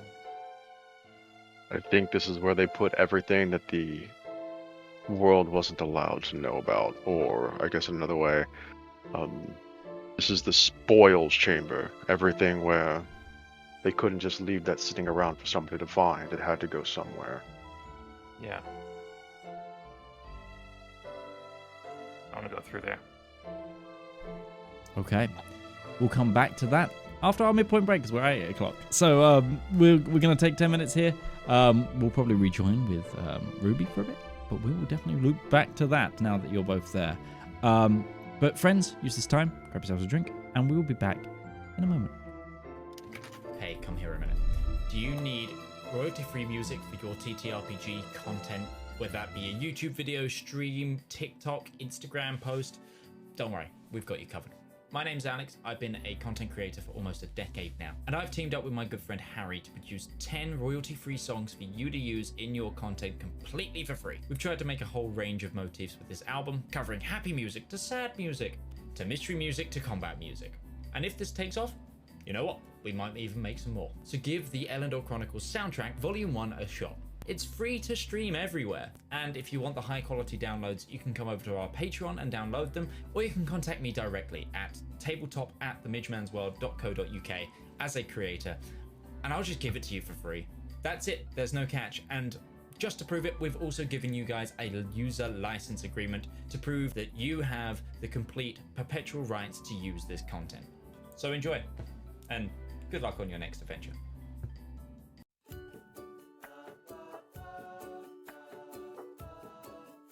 Oh, good day. I'm Martin Sanderson, and I'm the CEO of Avari Military Solutions. We here at Avari know that it doesn't take much to cause problems out on the frontier, whether that be from local pirate raids, neighboring interstellar powers, or even just an unhappy populace with unreasonable demands. Just what is a small to mid-sized regional power to do when faced with these problems? You look to Avari for your solutions. With open-ended contracts, well-trained personnel, state-of-the-art aerospace forces, and competitive rates, we stand ready to help find the right solution to your problem. So if you have a problem, why not call Avari for your solution? Our operators are waiting to take your call, and consultations are free of charge. Avari Military Solutions, a solution for your problem. Avari Military Solutions is not licensed to operate within the Kark and Dre Baronies, the Andes Corps, or any Class A combat zones. AMS is a subsidiary of Omni Radiance Holdings, a family company.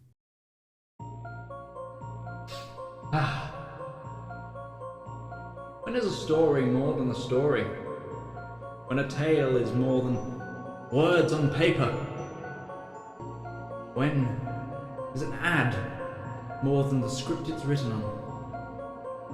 In the darkest and deepest annals of our own history, worlds of wonder and splendor burst through like a blister made of hope.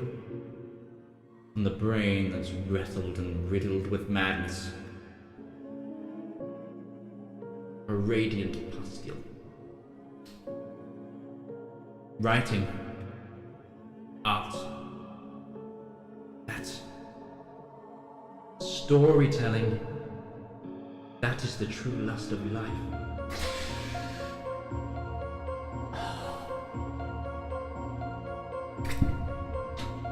You too can dutifully indulge in art. Like fans of the greats. Shakespeare, King, Tolkien, Seuss, Mercer. You too can indulge through Twitch Prime. Get an extended access to a wealth of knowledge with a simple click, an emotion so small that it could endlessly amount possibilities. Embrace those feelings. Support art. Support the component cast.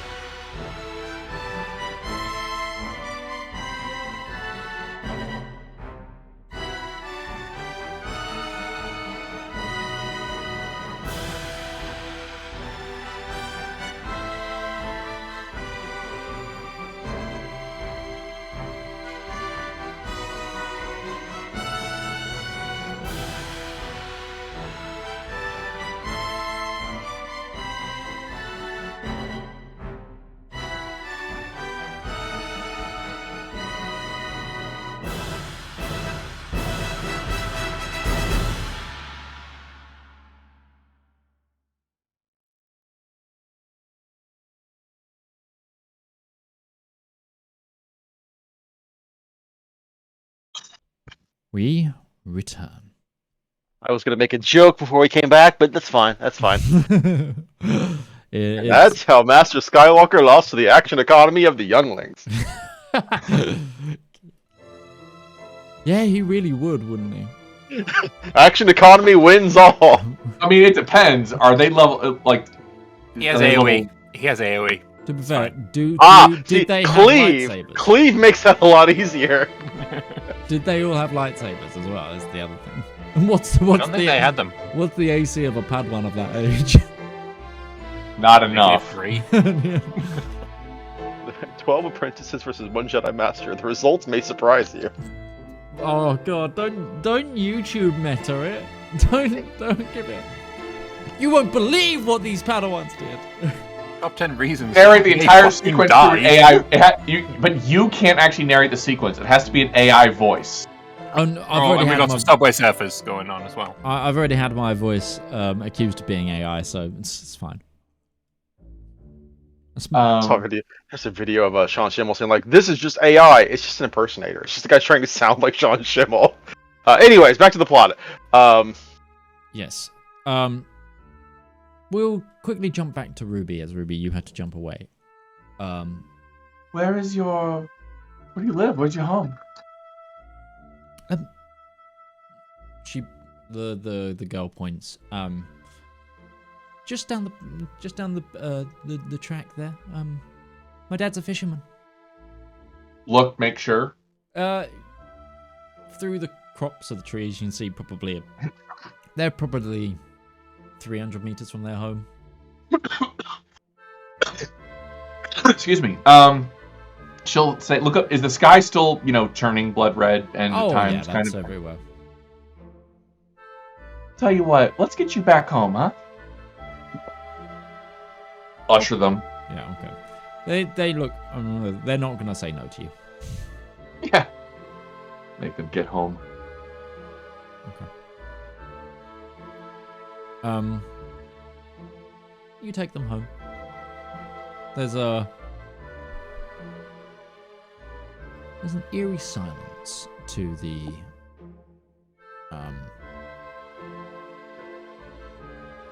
cottage. Is your mom and dad home? No, ma'am. No, miss. Where are they? Well,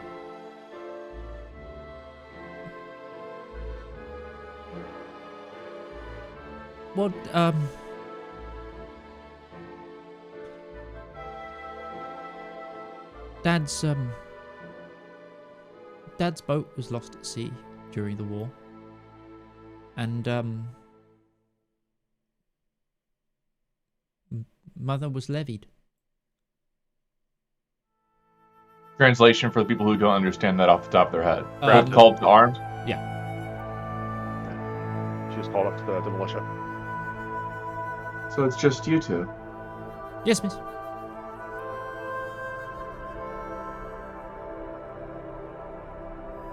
No relatives to look after you? Nobody home? No one nearby. We're doing fine, miss. Sorry, your best inner. Don't leave 11-year-olds in charge of 5-year-olds. Actually, back in that time, that's probably not entirely uncommon. Have you guys eaten lately? Are you hungry? Thomas speaks up. Sarah's a really good cook, miss. Are you really? She blushes. Well, I happen to not want to go home right now, and I have a very, very long day ahead of me tomorrow. So why don't you all let me cook dinner for you at the very least? Sarah looks quizzically at you. Are you sure? Absolutely. I haven't cooked for friends in a while.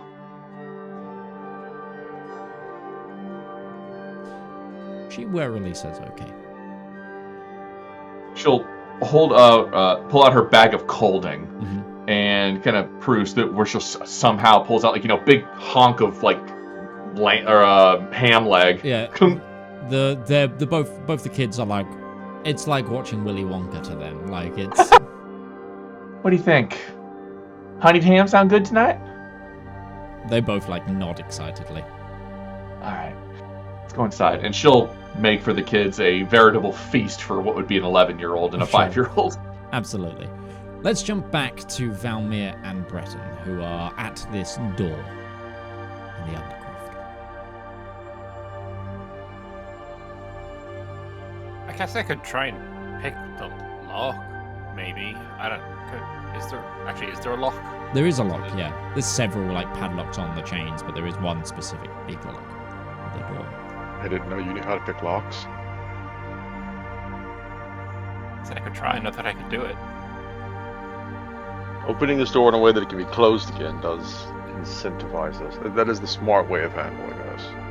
Let me try one thing first. Can I put my hand back on the lock and then keep my hand there? We need to get in. Can you let us in? After holding the door for 3 seconds, the knocking and shaking stops.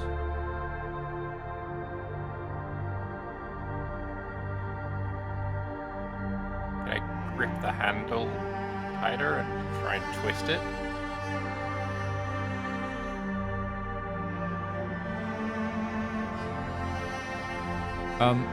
It feels locked, but as you twist it, you hear a whisper.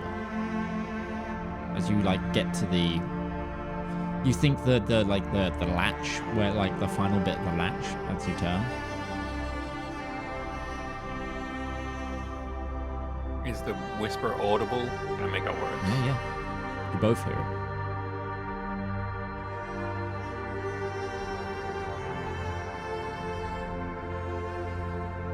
What is the absence of lights?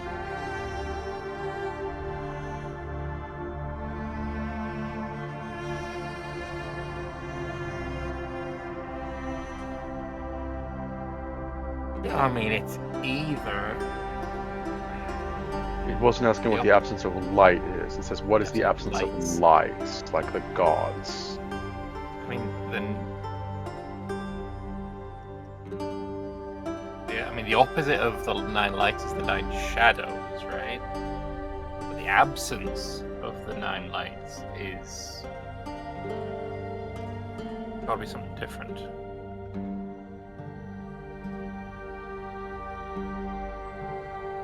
The shadows are the antithesis to the lights. Whenever a light goes out, it is a shadow that takes its place, which is not normal because shadows require lights typically. This is not my forte. My first best, I agree with you on the first thought. The shadows is the correct there. When there are no lights, there are only shadows. I say, if the lights are gone, we live in the shadows. The chains wrapping the door begin to like move and maneuver. The locks, and it begins. And then, after a while, after all the movement's done, they begin to recede into unseen holes. It is just a door that remains, and you feel the lock latch. As far as esoteric riddles to open funky magical doors go, I feel like this was pretty forgiving. Yeah, I have a problem with this though. Because that riddle was something that you would expect one of them to ask. That didn't feel like this is access to forbidden knowledge. This felt like... That feels like more than something that you would have to figure out to infiltrate a cult, not... access the sealed, locked away, forbidden paraphernalia.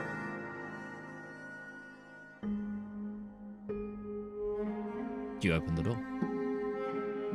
Breton draws the sword, but... In the 4-foot chamber, just... He prepares to cleave! You open the door and it's a room full of younglings. Master Montelier, what are we going to do? The sword. Oh, I didn't expect this to be how I fell. No. So you unsheath that back scabbard whilst on your hands and knees in this corridor, and just I'm just like dragging it forward Yeah. until it's at its full. Like just like he can just set it on the ground and then grab the hilt and then slide it to where it's like tucked under his arm. like a buddy cop film. It like hits the back of like Valmyr's plate body just lightly. I'm gonna, let's go. Valmyr's glaive I mean- also just like really. Oh, it's awkwardly. not out yet. Yeah. I have a place to put that away that isn't a back scabbard. But do you Yeah, I'll open the door. Okay. In front of you is a very, very, very, very dusty, cobwebbed library-like room. Not dissimilar to the rooms that you've seen for the other antechambers. How big is it? Hard to Breton, stand up. Oh yeah. and we It stand up to our it normal opens height. into a normal room. Normal height room. In fact, it's probably as tall as some of the other chambers. Like, it is, church apse like relic. On the floor, directly the other side of the door, etched into the stone, you see secrets in shadow. It's all written in common. That's in common, yeah. The longer that we're here, the more that I am getting the feeling of this feels like there is a secret cult within the Nine Lights Church that has been paying homage to this throughout the years. The infiltration, or whatever you want to call it, like this is secured, but it's not necessarily just. Either that or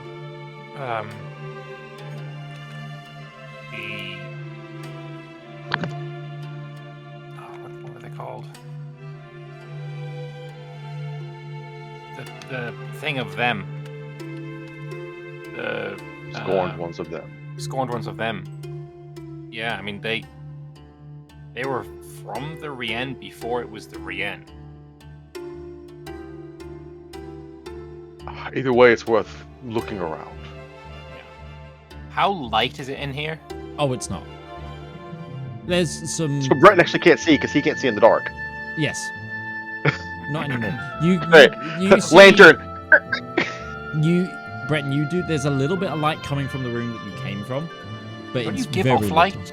Not anymore. No, he doesn't wear that armor anymore. Oh, it was the armor. Okay. So unless the blade of equilibrium gives off light, which I don't think it does. It can do, I think. You'll have to check the text on that again. I don't think it. It does a lot of things. Giving off light is not one of them. That's in my chat, isn't it? That's not the handouts. I don't have any magical light, so it'll be a lantern job. It's not an interest. It's in handouts. Come on, I could find the right one eventually.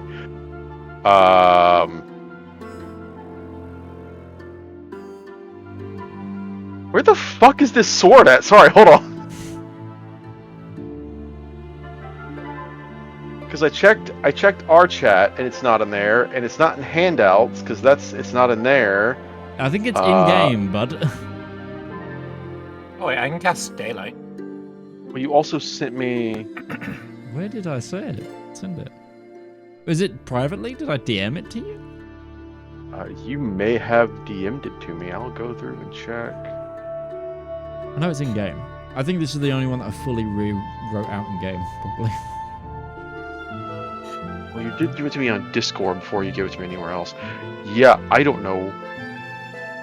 Look up. Anyways, Either way. inventory. Yeah, we'll look up the blade.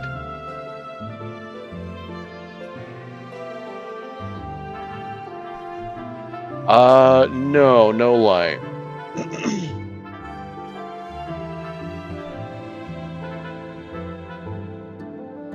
Do neither of you have the cantrip light? No, Breton does wear a belt lantern though. Oh, yeah. Okay, that works enough. Yeah, this place looks like it hasn't been utilized in hundreds of years. I cast darkness, not light. Just Yeah, fair enough. There's a lot of dusty tomes, some artifacts, it looks like. This is what Breton realizes. All of the things we've been hunting for, all of the artifacts, all the magic items we've been trying to crew, at no point did we ever think to just get me a pair of goggles that can let me see in the dark. That would help. Just get Breton some NVGs. Alright, I guess let's pick an alcove and start scanning, see what we can come up with. Sword over shoulder with one hand, holding the lantern up with the other, just kind of looking around. Oh, now we're adventuring. Obviously I got the blindfold, so I don't need any light. I'll go towards an alcove and I'll guess. I just need to... First on the left. Now that you're both in the room...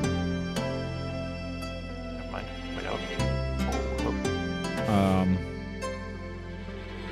Oh no, it's not. Okay.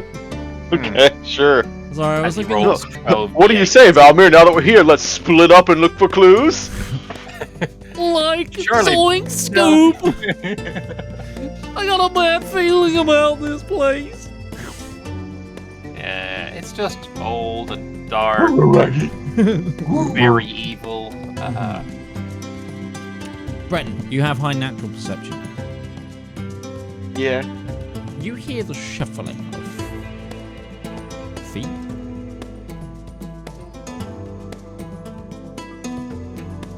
Yeah, I imagine even with all his training, the instinctive thing is when he starts hearing movement, he's like moving the lantern over towards the direction it's coming from.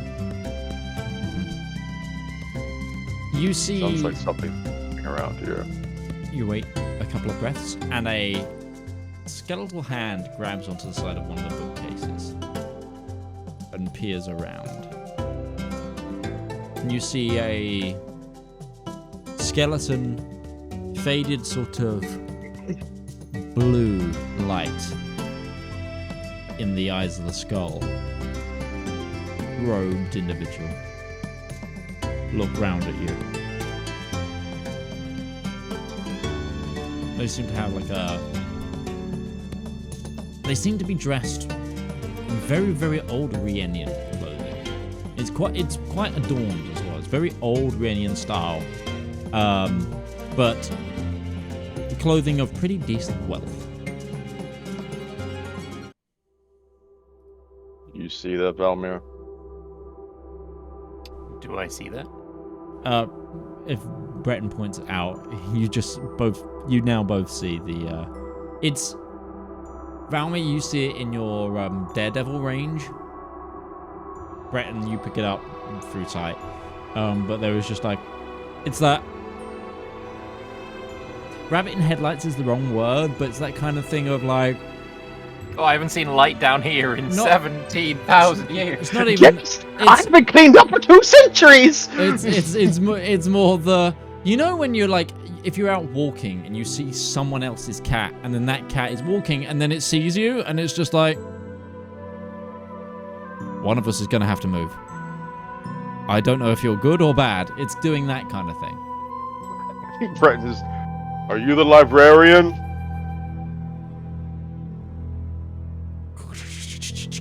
It, The glaive comes out. it, like, reveals itself more. Hello. Yes. I am he. Do you have any plans to attack us? For disturbing you and your peace? I have no desire to attack. These old bones are too weary for that.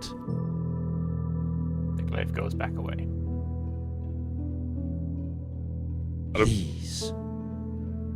It clicks and like all the like really wet old torches kiss with flame. So nothing changes for Valymr, and Breton's like, well, that's convenient. He'll turn the lantern off and he'll get back on his belt. So out of curiosity, how long have you been here? I was entombed at its concept. And what is it? The forbidden knowledge. And you you say Ruby's gonna be concept, so jealous. what year was that? A lot easier asking how long has it been. It's like, what year was that? We'll just do the math ourselves. Because this guy's gonna be like, it's been 5 years since that happened. And it was not 5 years. Surprised how being stuck in a tomb with nothing to entertain you could make you realize to lose track of time. The year 101. Posts. You've been here for 1,300 years. Has it really been that long? Yeah. 121. So it has been 300 years since my last visitor. Who was your last visitor? 'Twas a young man. Fair-haired.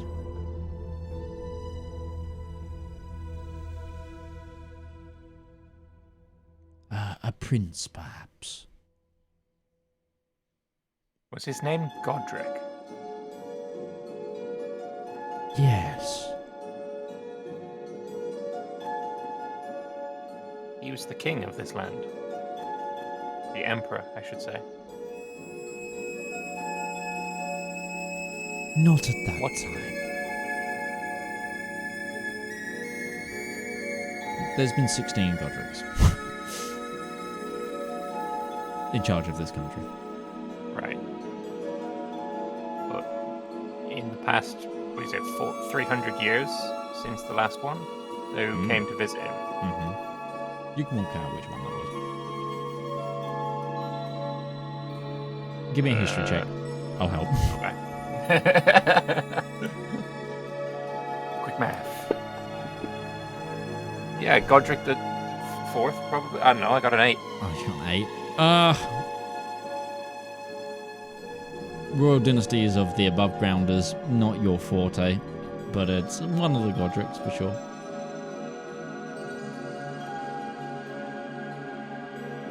And what did he want? Was he aware of this place when he came down here? Or was it an accident? Yes. He knew who I was. He knew what this place held. He was...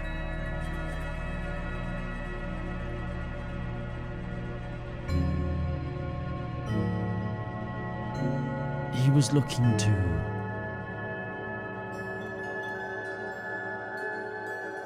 bring someone back.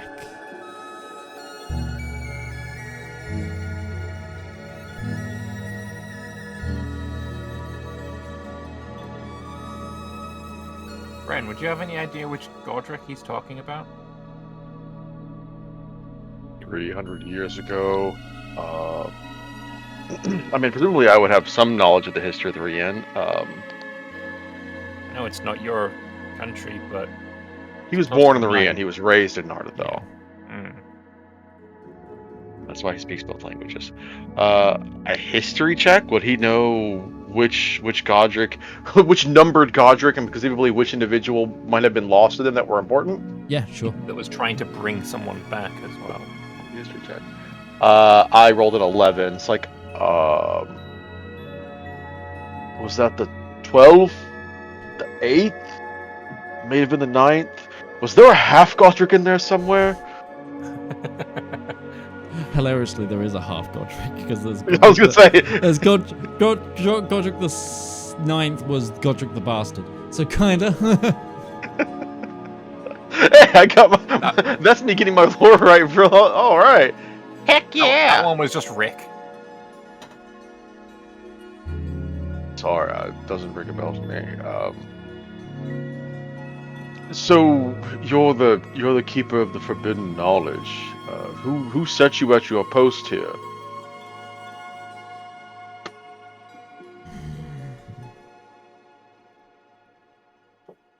The first bishop. The first Archbishop of the Nine Lights. No. The first bishop.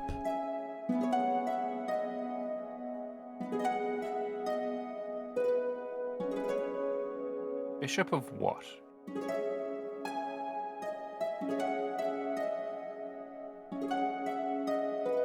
There's a lot of religions out there. The skeleton chortles.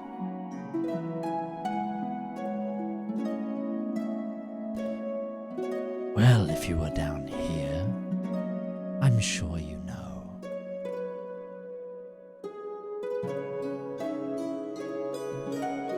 Well, it could be a Bishop of Null, because that's a whole thing that we're kind of dealing with right now. Oh. Yeah, the world's kind of ending up there. The sky is red.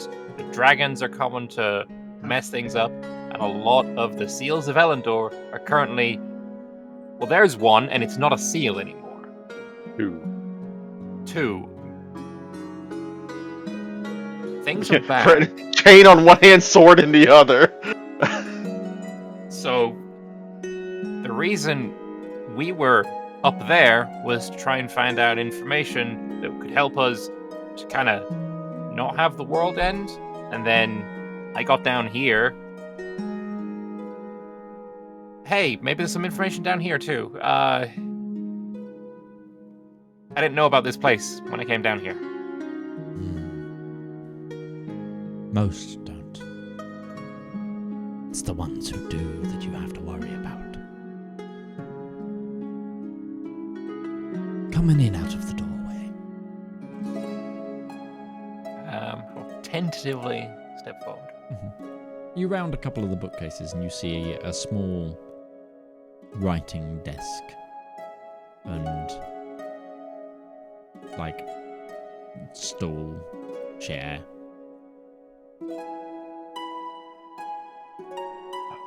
To avoid any further potential being impolite, I don't suppose you have a name we could refer to you as. Certainly. Certainly the library. Got it. Certainly, good to know. I am Walmar. Well, Wulmar. Walmar.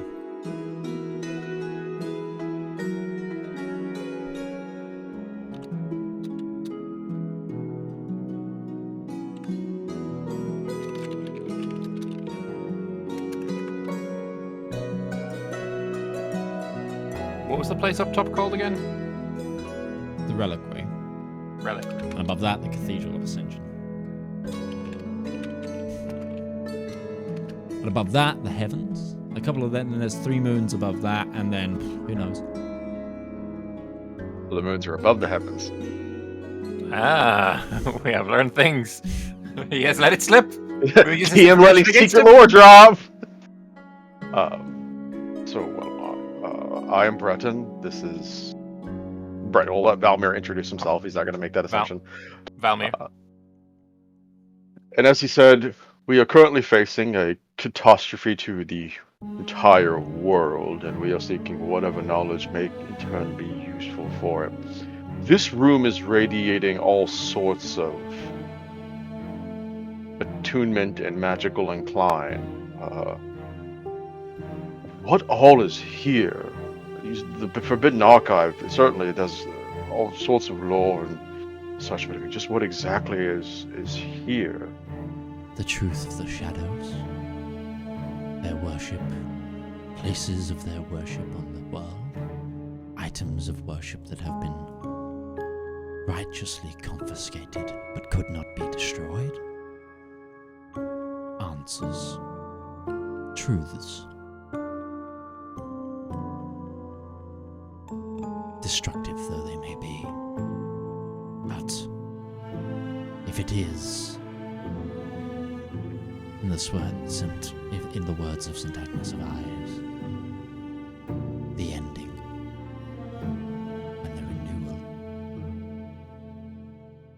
of hostilities, then I have no qualms in your questions and quest.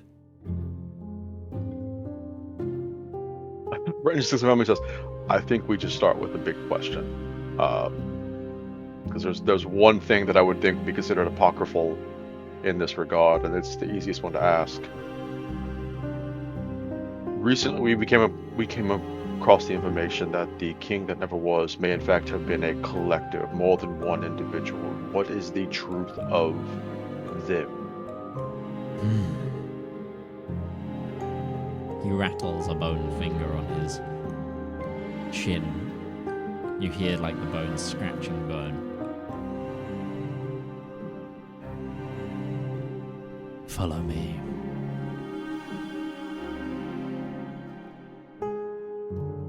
Breton will look at Valymr, lean over. It's like, he's mostly bones. I think we can take him. Nothing a couple of smites can't handle. I think the two of us put together, there's pretty much nothing we couldn't handle in a 2-on-1 combat, but if he surprises, I mean, well, joke's on us. I don't have a ring of protection right now. But I can teleport. That might come in handy. Only to somewhere you can see. Which if he turns out the lights again. Yeah. I still got a belt. I've got a belt lantern. I'll be okay. He turned it off. Anyway, yeah. It's a little twist. It's back on. It's fine. I know. Anyway, it's quite funny. I just like the lights go out, damn it. The irony is not lost on me that I have the ability to see invisible things, but not in the dark. But if they're invisible in the dark, He takes you Can to you a see them? section of the library halls. He points Actually, to a while we're lower going here, shelf. can I just... Actually, you've got your true sight on, so if there's anything wonky going around, you'll see it. That's fine. I don't need to use the spell slot. He points to a lower shelf, really dusty. These are the writings of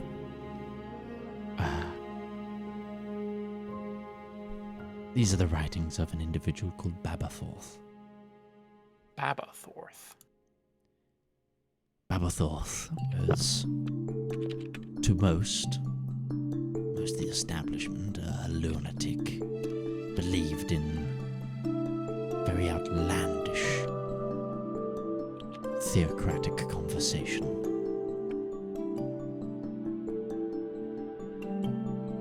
They were the first to posit, post the summit, that the king that never was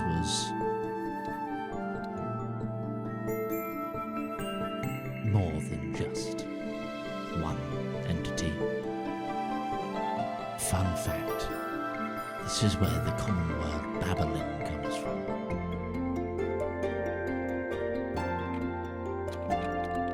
Breton takes just a brief moment to appreciate etymology. You say that they were the first to put forth the idea that the king that never was in fact a collective of individuals. It's not concrete proof, but it is the closest we've come to some evidence that this might be a thing and we might learn something from it. If they've been doing research on this, or when were their works published? This was one of the first items to come into the collection after my interment here. So Why close to did their- he think that the thing that never 150. was multiple? Well, What was his reasoning? he posits multiple sources. He said a lot of the information, and this is why the ideas of lunacy came through, was he spoke to a clown-like figure in a mirror.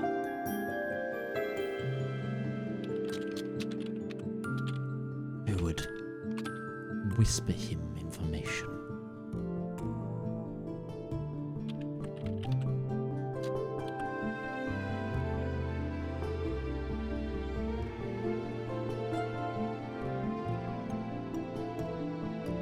Did he give this clown-like figure a name? No. However, I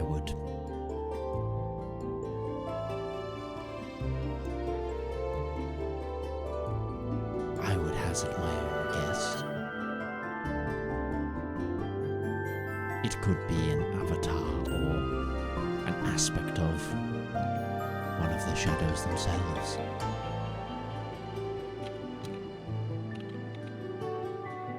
What do you know of the hideous laugh?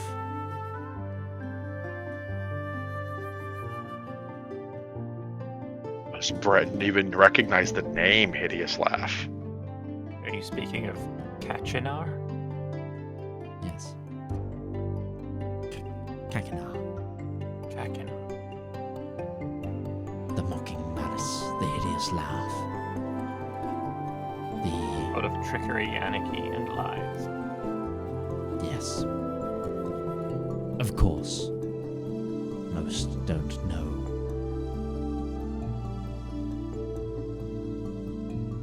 Post-summit, the mocking malice even existed.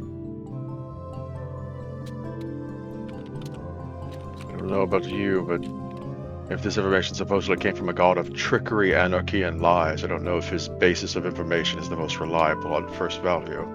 But it depends on who the trick is being played on now, doesn't it?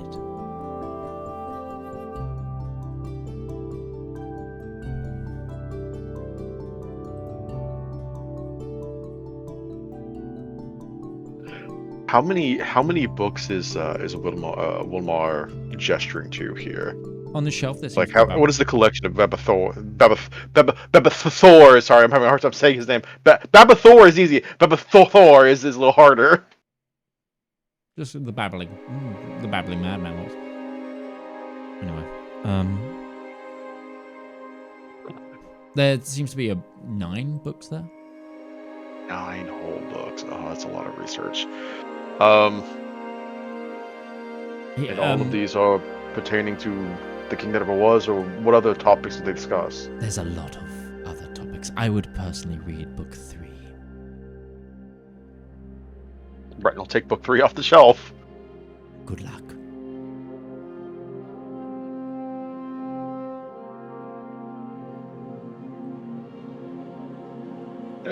Like, hold the book. Look at Valymr.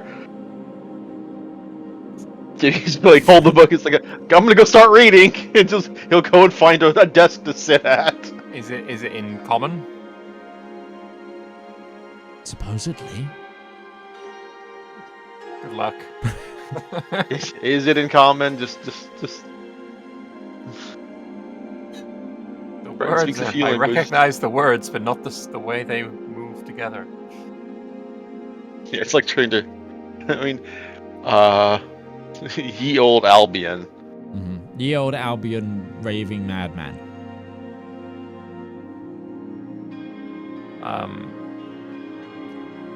A lot of what we have been facing, and a lot of what our research is pertaining to, is drawing us to the idea that Null is powering our enemies, the ones that want to end the world. To the point where the dragon who seems to be at the head of it all, Zethacres, is... Make an insight check. Sure. He is empowered by that mage. I'm afraid that's a natural 20. The remaining sinew Oh. on this skeletal frame grimaces. I want to know his parents' names. I want to know. As you say, Zethacres. I remember him. Yeah, he's back. He's not a nice fellow. He never left. Well, he might have done. He left us alone for a time. He was here. Huh? In this room? Oh, yes. How long ago? 700 years, maybe?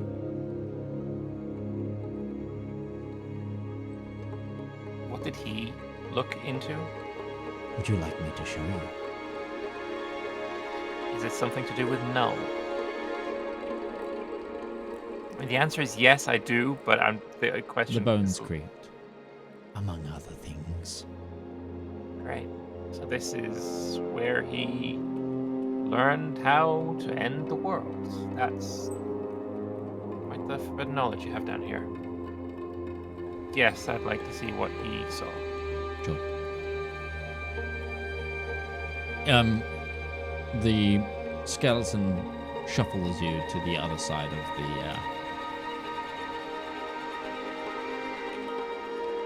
and down a couple more bookcases.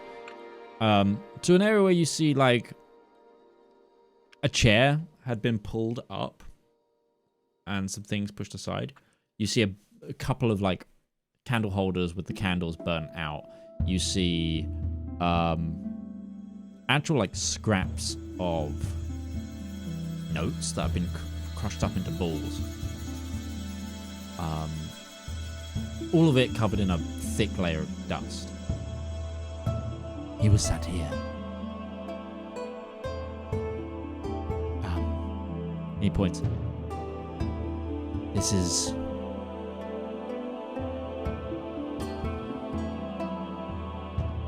information on Null, mostly, including its defeat. Null is my favorite of the shadows. Not for the reasons you think. They are the most intriguing to me, for they are the only shadow that is gone. Maybe gone, but there is still a whole big ocean of blood of which he is powering up Zethacrest with. Perhaps. He's gone, but the essence remains. I doubt that. Somewhat. I'm being esoteric. You see, if everything is getting as close to the end, as you say it is up there, you'll find some answers here. But Null was destroyed.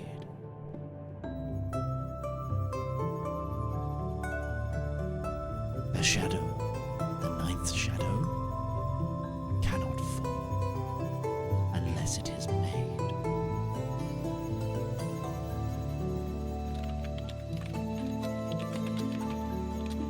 So would that be Zethacrest's plan, is to remake Null? Or replace them.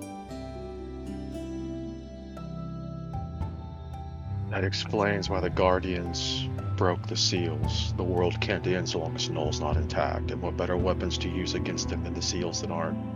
The seals that stopped them in the first place.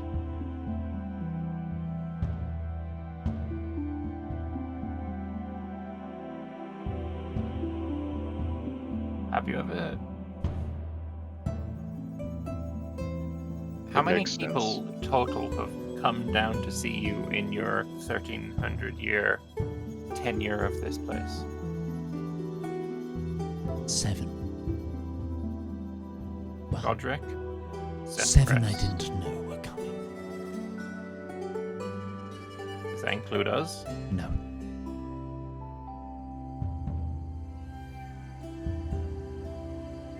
Was an Eladrin named Aeolus one of them? No. Just ask him who came down here. Caw-caw! Caw-caw! Who came down here?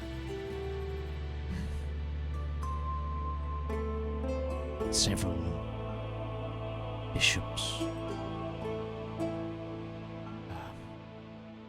Zethacrest.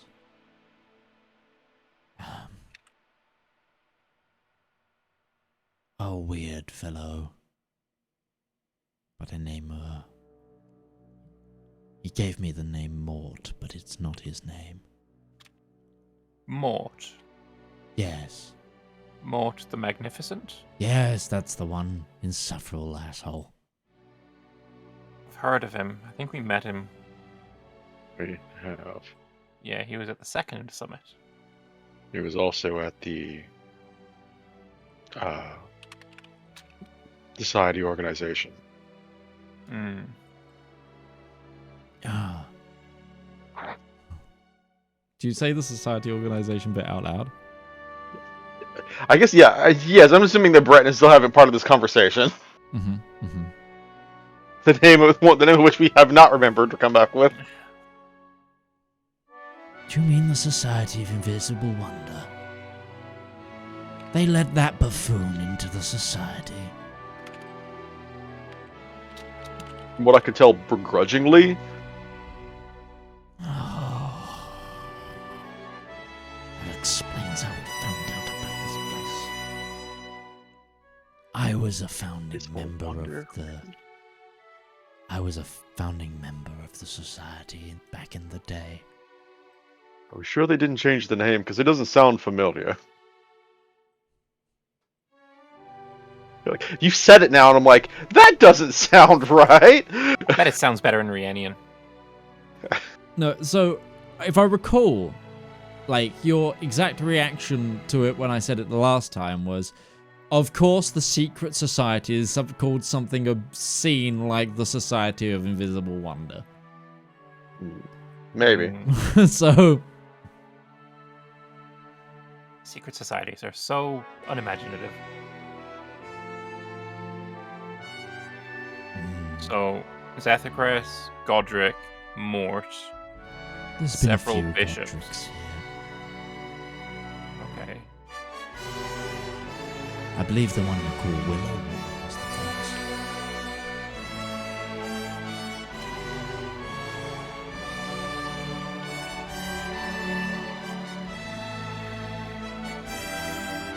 Okay. Zethacris was the most outlandish. Bar one. I mean, I know Mort is outlandish, but I have a feeling you're talking about someone else. Mort's interests were strangely mundane.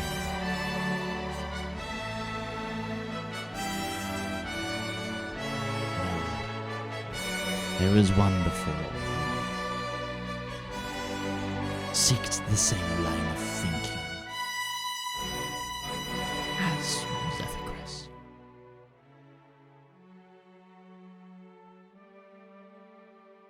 That was...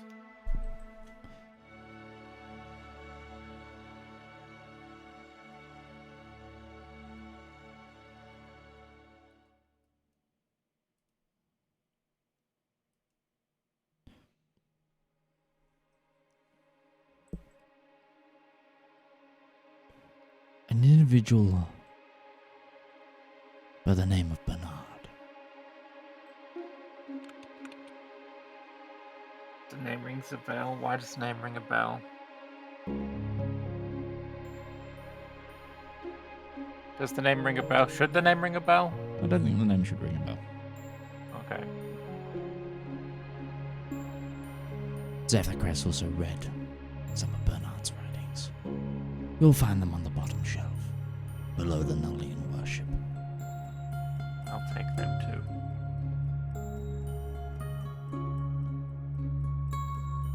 I would posit to try and not leave with the objects in this room.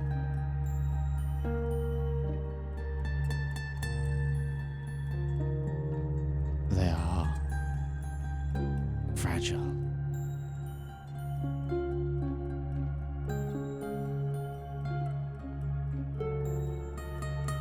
Oh. All the objects here seem delightfully malicious, so I think they're probably best staying here anyway.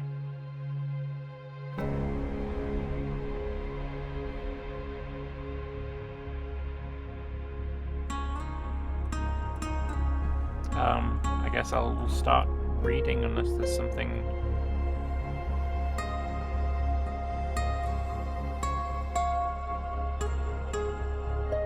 No? Okay. No problem. Give me a history. Just as your reading check. I would say the same for you, Breton. Dirty 20. Early 20s, good.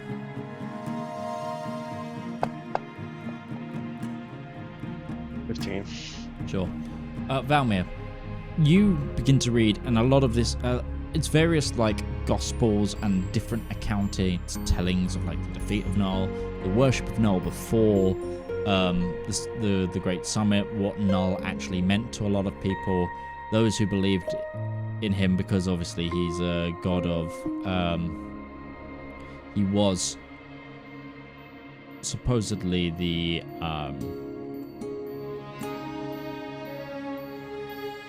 god of like death, darkness, murder, and undying. Of course, he has some negative trait to him, but because also he's the god of death originally, there was a lot of more misguided followers, you would posit. You know, people that had suffered great loss, who would, you know, were looking for answers to life. So there's a lot of more positive tellings of Nullian worship. But there are some... And you actually find some of Zethacres's old, like, bookmarks. And you can tell they're Zethacres's because he's, like, marked the pages with draconic lettering. Some sort of referencing system.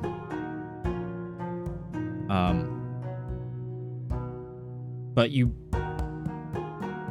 basically ascertain that over the years, Nullian worshippers have tried to bring back the god. To bring him back,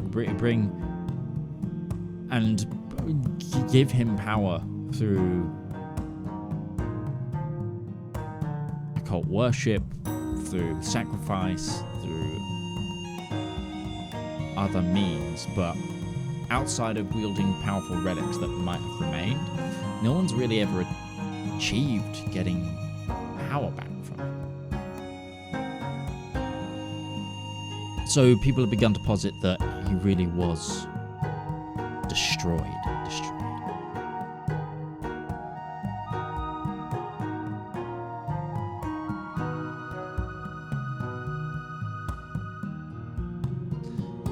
You also take a moment to unscrew some of the notes left behind by Zethacres.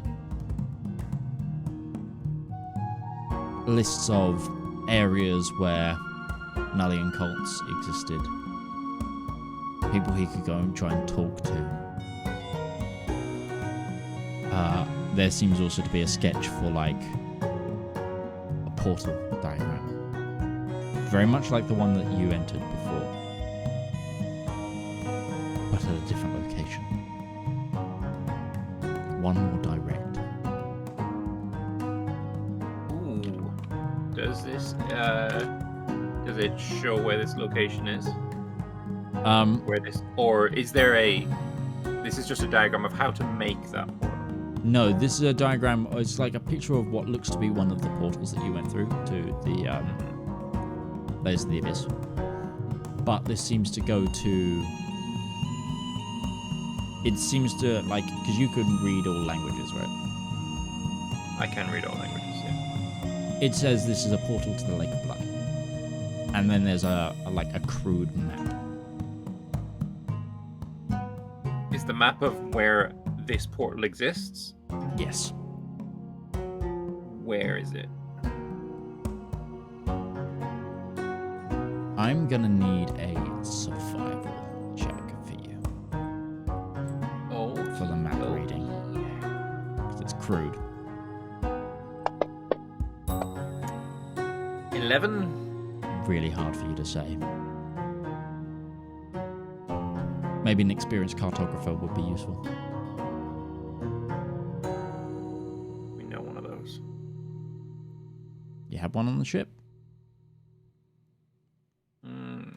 I'm not going to bring them down here, and I'm not taking this book with me. This isn't the book. This is a scrap of paper on the floor. Can I, Wilma? Yes. You said not to take any of the items out. That's correct. This piece of paper scrumbled up on the floor. I left it in case Zephyrcrest wanted it again. I tend And to I not. have it.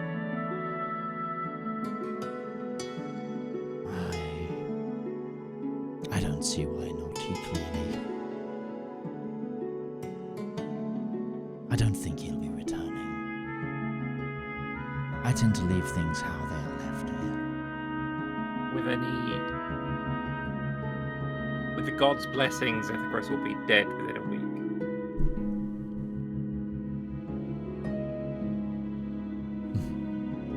Then he won't mind at all. Are you bound to aid anyone who comes down here? Do you get to choose?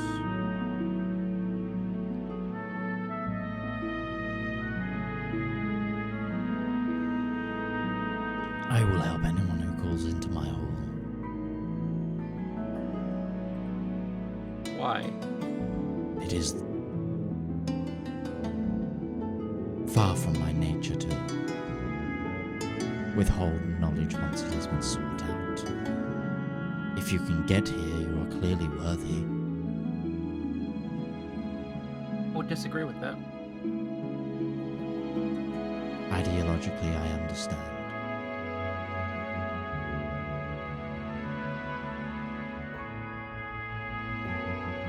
But it is such a creed that I exist by. If knowledge is to be found and is sought out enough that people can make it here, I am to provide it. I got here by accident. I got here because this blindfold lets me see extra. He's here because instead of rushing in, which was my base instinct, I decided to call him along with me. We're not here because we were in the top place because we were looking for knowledge. But we aren't here in this place for that. We're here by circumstance, by happenstance, accident. To some, perhaps. But you would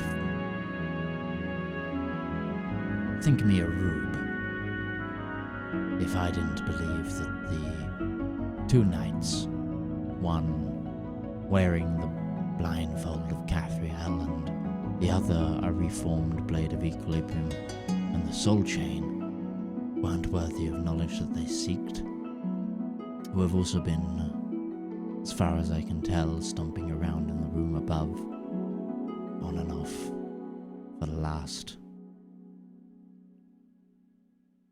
certain amount of time. Sorry, it gets a bit hazy down here. I'd be remiss. Context, Lord Valymr. Context.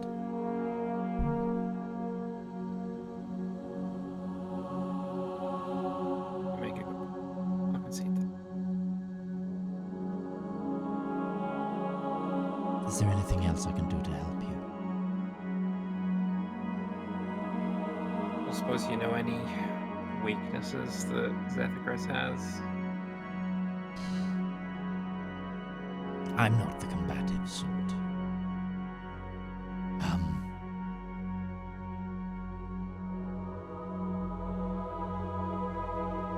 Question, actually. You said this place has artifacts as well. Are there any artifacts in here that would aid in acquiring the knowledge that is also in here? Any... Well, something that can speed up reading, or... how far are you?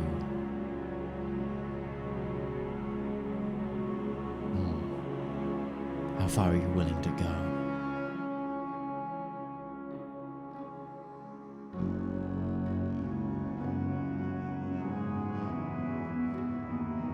Very open-ended question that I can't answer without a little bit more context.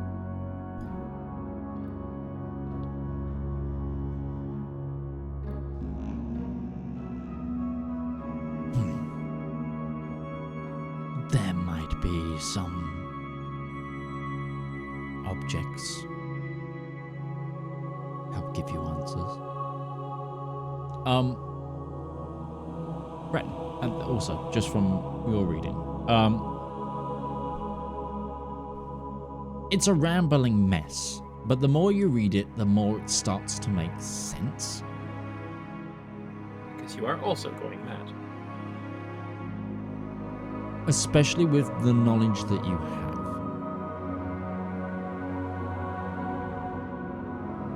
With a 15,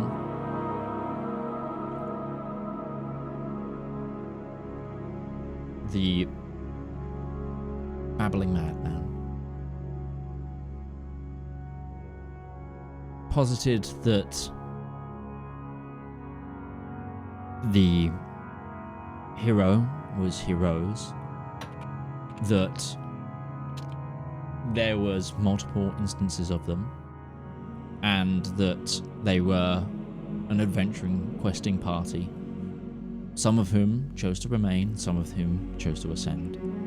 But the bloodline of those that ascended remains in some way.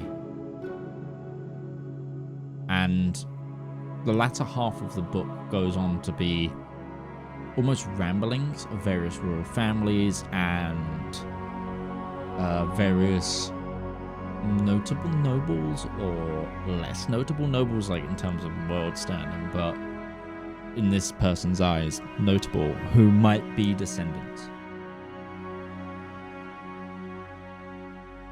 If Ruby found this, she'd be losing her fucking mind right now. I said as soon as I got here that she was going to be jealous. He is cross-referencing that. He's not allowed to take the book out of here, but he'll take out a piece of paper and a quill and start writing down family lines, like ones to check out in the modern day. Because I don't know how old this book is and how long. Because this was 1,300 years ago, so these lines have gone on, presumably, or ended in some regards. Yep. So he wants to know who is still the living blood of them, because that was the thing we also conceptualized, like, who is related to the king that never was? We asked that at one point. Because we were like, we need to get their blood. Luckily, we found the hard way to do that. We didn't do it the easy way. We did that the hardest way possible. We went through time and space, rather than just, hi, you're related to the king that never was. Can we have your blood? There is also a standout phrase towards that section of lineages and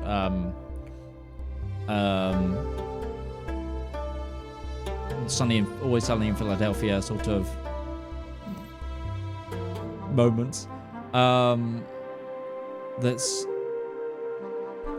It's repeated a lot throughout the book, which is, they are hunting them. They are hunting them. That is correct. I put money on that means that Is that one of the things they need to bring Null back? They need to take the Uncrowned's blood, because that power also came from Null. It was the divinity that they took when they ascended. Yeah, one of the things that the king that never was, became the god of death. Took his power.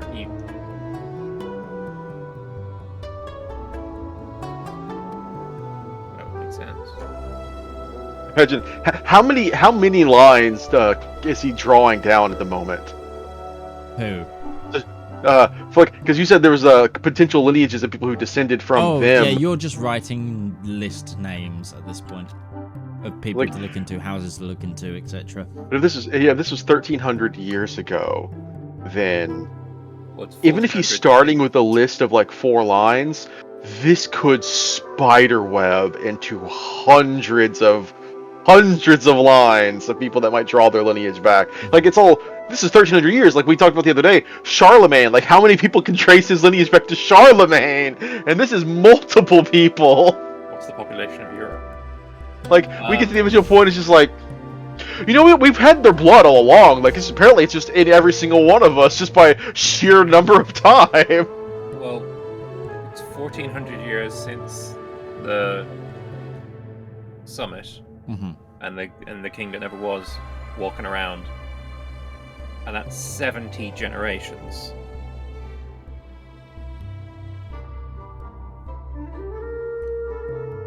If ever, and just to draw it back to the Charlemagne Depends thing, on their race. that was about 1400 years ago as well. Just a little. That's over why I use that as an 1400 example. years. Yeah, it's We'll- a very, very appropriate one. Wait a minute, it's almost like it was planned, Mitch. That I definitely wasn't the person who brought up Charlemagne in that regard. We're talking about Christopher Lee one day. Fantastic guy. Think the world of him. He's I wonderful. shed blood of the Saxon men. But then it's also considering that's for one person. We're considering there may have been multiple of them. It becomes exponential. I mean, there's a little bit of inbreeding to bring it back in again, but Yeah, how many of these family lines are just a straight line all the way down, Mitch? So some of them are, but the other thing that is like sketched all over these pages, because not all of them are like written linearly like a book. This is also a book that was written, 150 years after this guy was entombed, so 1100 years ago. Yeah. So these are not complete family lines. These are lines as they were 1100 years ago. The So other maybe, like, phrase that stands out as you generations. read this more is hidden child, hidden child, hidden child, hidden child. hidden child question mark. Yeah. Bastards or something else. Did they know they were being hunted? Did they know they were descendants? Anyway, Are there any families that Breton would recognize, like ones that have survived to the current day? give me a history check. Because you're probably only looking at about 8 lines. Like, if it's from 1400 years ago to about 150 years after this dude was born, that's like probably 10 lines of 23. generations. Yeah, there's some standout names there. Some of them are still in power today.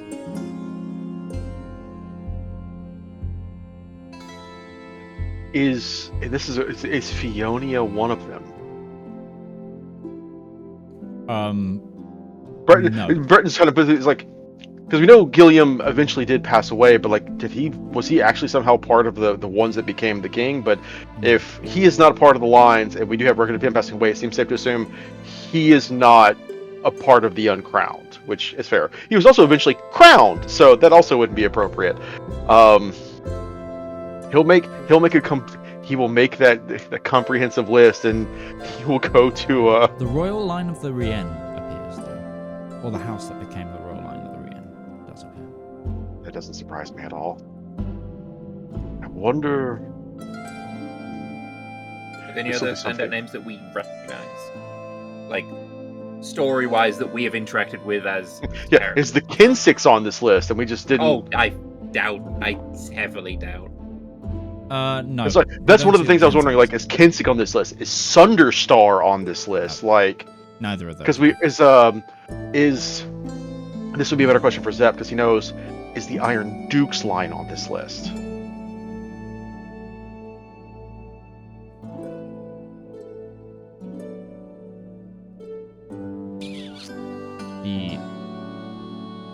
What was your history?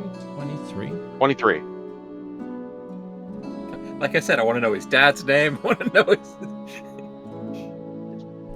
I can't remember because we've established before Ruby and the Iron Duke are also distantly related. I can't remember if it was by marriage or by blood, but we do know they're distantly related. These are the notes that I'm like, All about- we can find out a lot of stuff about this. Mm-hmm. They're We're all related. the Von Brandts are not. Mhm.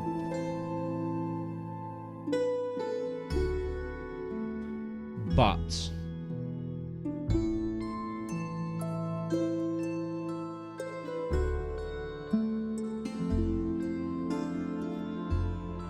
one of the names on this list that you've just made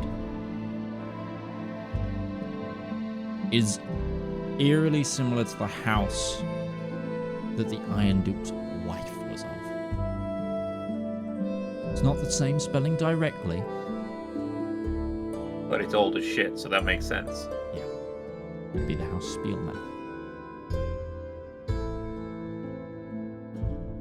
Oh, I'm gonna need you to spell that one for me, Midge. Just make my notes here. So the Iron Duke's family spelling is Spielmann.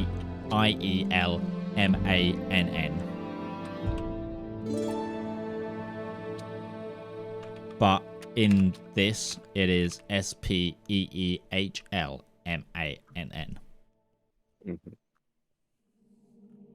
Is the Reynard's name on there? Yes. I've had the king that never was his blood on me many times then. Right. I actually didn't even ask. Deep down, I as a player knew. There absolutely the Reynards are on that list. There's no way the Reynards are not on that list. With all the things that Darius saw in his visions, there's no way the Reynards was not on that list. Are you two going to burn the midnight oil now that you found this place? Oh, 100%. I think that Breton has to sleep if we're going to be dealing with your family. He's down a lot of resources. He's going to be in rough shape. Okay. Plus, he also didn't sleep last night. Are you going to sleep in this chamber though? Yeah, I am. I only need 4 hours, and then I'll do more reading. This is Breton is. I imagine Breton is going to sleep at this desk. He's going to fall asleep at this desk and wake up tomorrow morning. He's probably going to push it. I imagine he'll still have to make a con save for exhaustion, but he's going to try and get a rest as well. Sure. He's just going to do it with as little sleep as possible. I'm just trying to manage time because I also want to jump to Ruby. Sure. So if you guys want to continue we've gotten the revelations. You're free to cut away at this point. Ruby, you've just finished supper.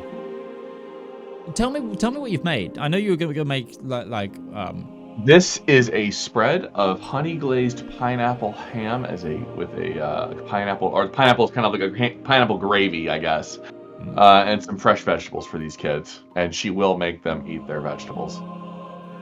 Okay. They honestly, it's not like a modern day child where they turn down the vegetables. Vegetables are like having more than one vegetable. That's a dinner. Yeah, she'll roast out some carrots, cut up some green beans into it. Yeah, it's good food. These guys are used to living off fish and pottage, and if they're lucky, a hare or something they catch, with a trap. Mm-hmm.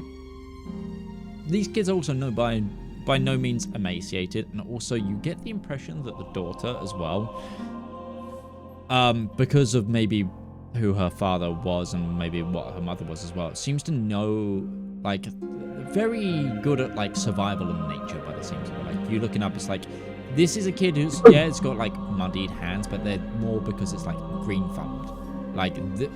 Even though this house has been left and it's clearly being kept by a kid, so it's things have been put away, probably not onto the top shelves and stuff and the like, but sure. They had a small herb garden which was still fully maintained.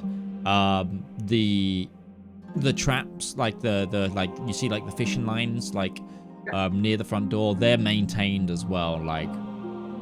Kids got some. They've got the skill to survive. Yeah, she'll feed them, and honestly, she's probably going to spend the night there too, or at least nearby. No, that's fine. I thought you might. You can get along. A, because she can't. A, because she's out of teleports, but B. Let me give the party a long rest.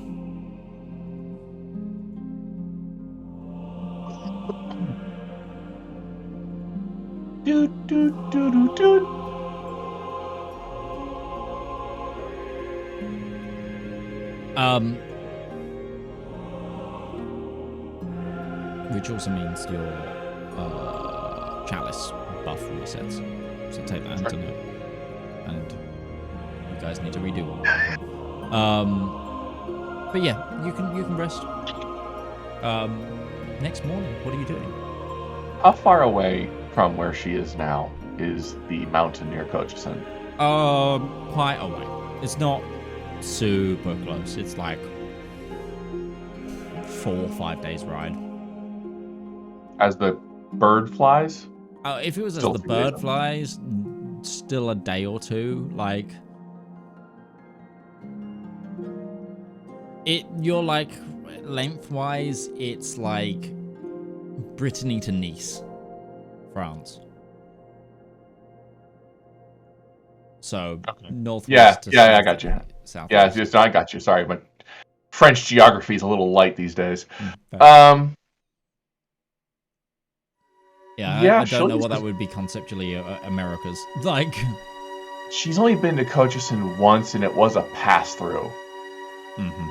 So I don't think she'll risk a teleport. Unless... No. That's where we got the... No, because it was Nowitzki is where we found the barrels of alcohol. She knows that place pretty well. Yeah. That's not close either. Yeah, no. Then she is going to get up early, make sure the kids have breakfast, and then she's going to start flying south. Okay. And she'll move along. She's not stopping. So, Okay. the equivalent of 60 rounds every... Or 60 rounds. 60 feet around. to get Where are going. you heading? Presumably to where the mountain was, where she was Oh, told you were near going Coast. that way? Okay, Yeah. sure.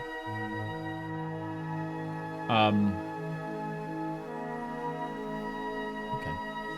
I'll try and work out what... If she's in flight for the rest of the day, she's in flight for the rest of the day. Yeah.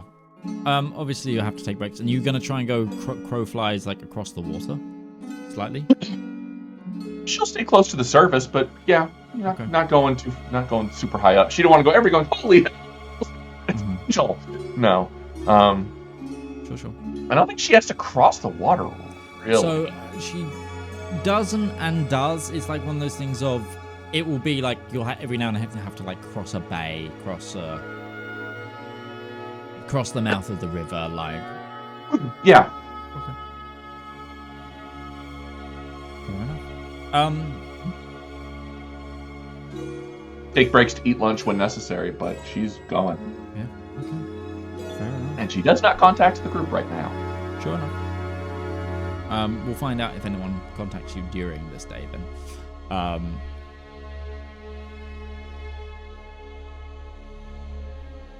Valymr.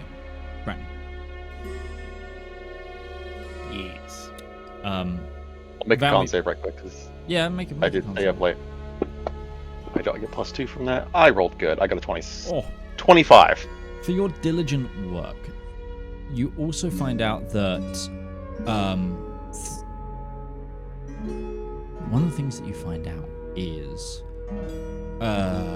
just as you're talking idly to the skeleton, as you're reading other texts, as you're skim reading things, as you're looking at artifacts and going, what on earth's that kind of thing, you find out that there was 2 attempts by other cults to try and 2 major noteworthy attempts by other cults to enact portions of the Book of Annihilation.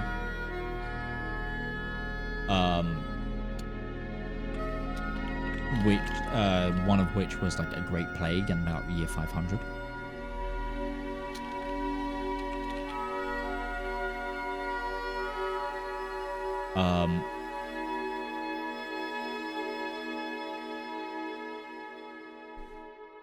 You also find out that the fundamentalist group,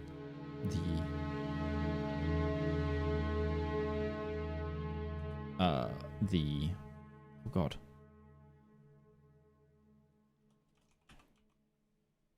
The Green Party. Sorry. Sorry,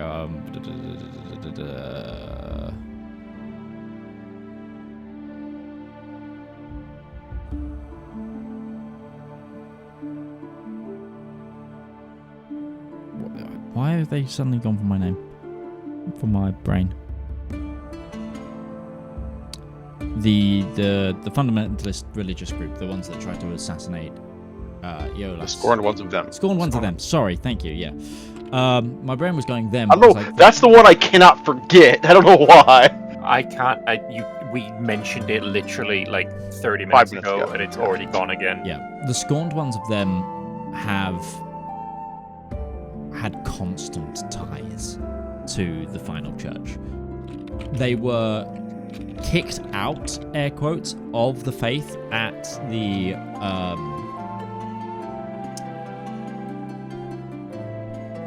They were kicked out after they tried to kill no, Elijah the Immortal. not right away, because the full church hadn't again come together then. Hadn't formed yet, yeah. Hmm. In fact, them doing the things they did may have been what caused the Nine Lights to truly form and become the official organization that it was. Nobody unites like they do when they have an enemy to get the fucking rid of.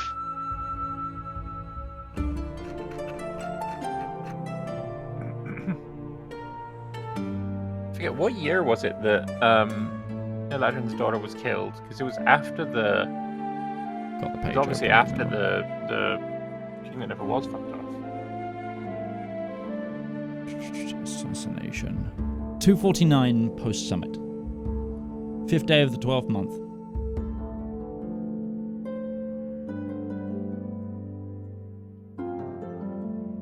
Excuse me.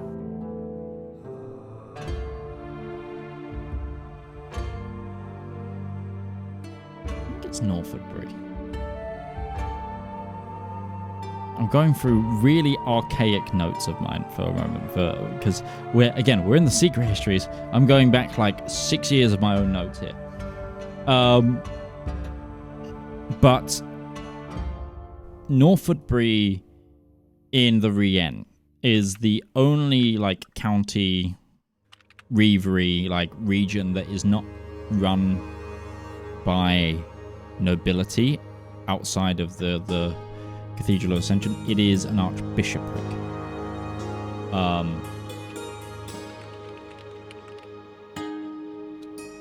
That's where they were kicked out, or Hold on, no.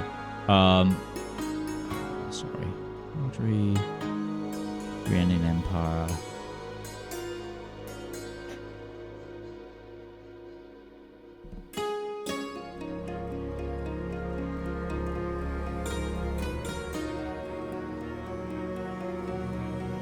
Oh, yeah, which would be the parish of Anrayne. They have their main seat in Norfolkbury. But the Archbishop of Anrayne is like a very high position as well in the Rien. Often works as like the main ambassador between the church and the Rien, yada yada yada. The reason for it is there was like a Council of Nicaea kind of thing that happened at Agran, the Church of Agran. And that is when the Nine Lights as a pantheon, the Church of Albay, was formed. And that's where they hashed out what books are heretical, what are true, what information will be passed, how it will be passed. okay. That's how they also assume, like, the church became its own independent kingdom, air quotes. That's how they designated how there was going to be a Prince Bishop. King Bishop. Basically, it was like the foundation of the papacy in our real world. What was the other attempt to enact portions of the Book of Annihilation? We had the Great Plague in 500, and what does it mention what the other one is? Yes, it's actually the Holy Wars. The Holy Wars that invaded From the 200 Caliphate. to present. The Holy Wars that invaded the Caliphate. Which, Solorum. yes, the invasion of Solorum from the by the Faith. I've got it on a timeline. Give me a moment. Where do I see my calendars?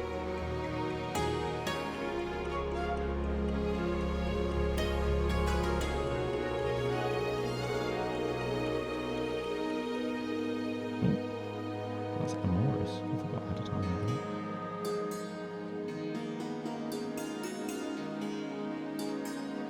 that. So the Vestinian theocracy is a remnant of an attempt to end the world.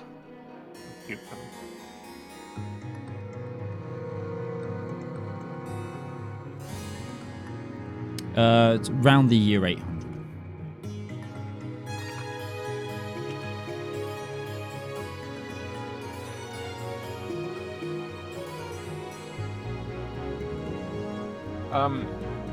Not a question about this, but about sleeping and such. Bren takes the Constitution thing because he didn't sleep enough? Because he tried to go for an extended amount of time without sleeping. Yeah. Uh-huh. And then he Big took his time. sleep, Okay. which resets that time altogether. Yeah, like he got a couple of hours of sleep, but not as much as you would want.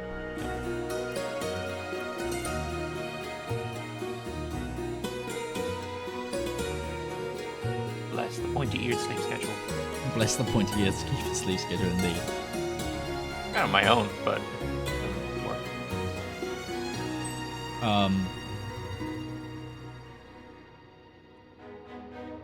As for artifacts, if you wanted something to...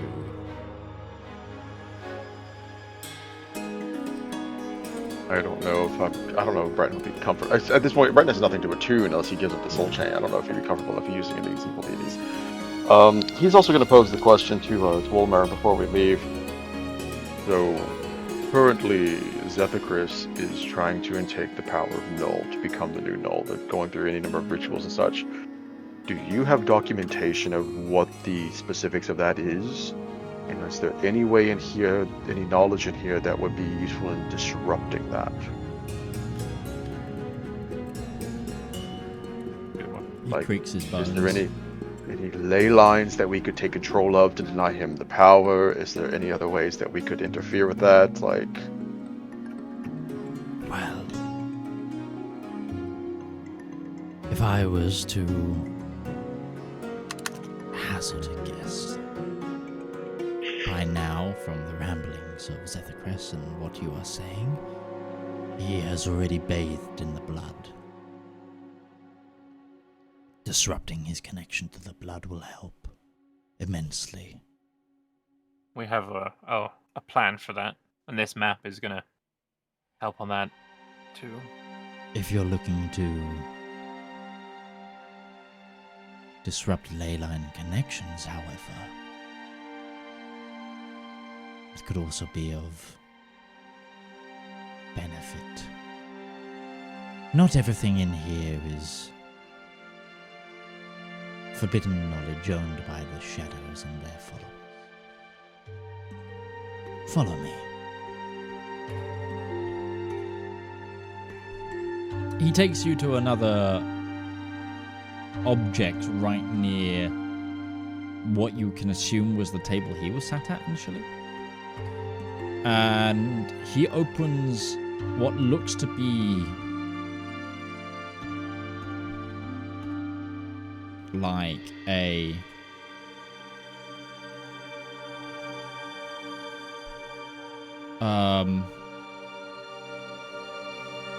like an astrolabe-like table.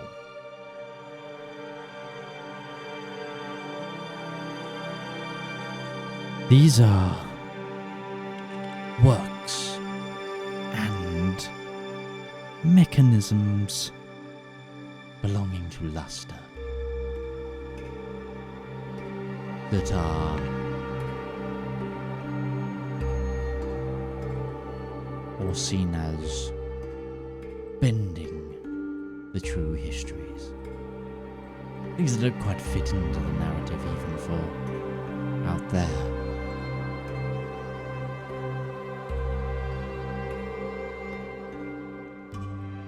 Some of this might be pertinent if you are looking to disrupt travel. my wonder is if one of the things that he is going to use, this is more of an expertise that you and Ruby would know of, but if he's using magical ley lines to help bolster his ascension to Null, I'd be willing to bet that one of them is on the island, the Dragon Island that he's staying on. If there are ones nearby, could we disrupt flow of magic to that island by basically siphoning them off from the ley lines that connect to it? I'm proficient in Arcana, DM. Can I answer that question with anything other than a ignorant guess? No need. This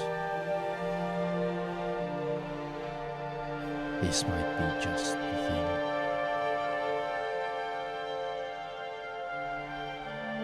What do you know of the story of Luster and Attune?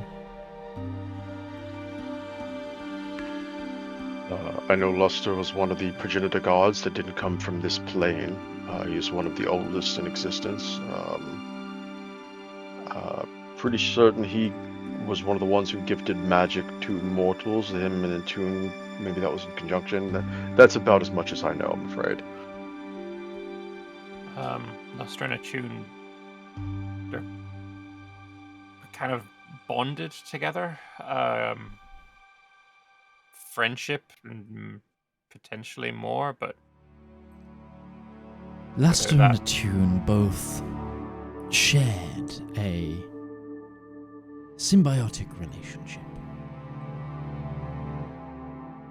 They had a wanderlust for knowledge, an insatiable curiosity. It's why their worshippers are also often attracted to one another.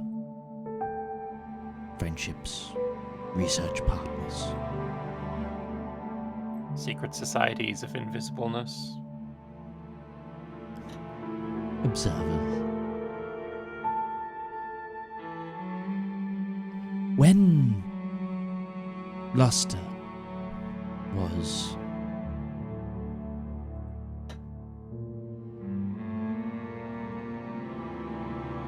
working with the two, they helped create the astral bridges that brought the armies of the Celestial to the mundane. But during the war,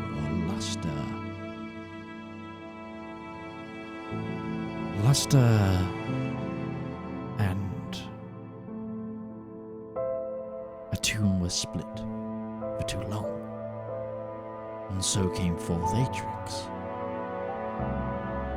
In the process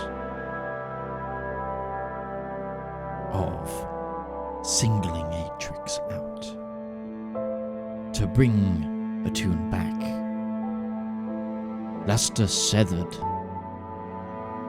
her connection to the magical world, deoxygenated her, settled her.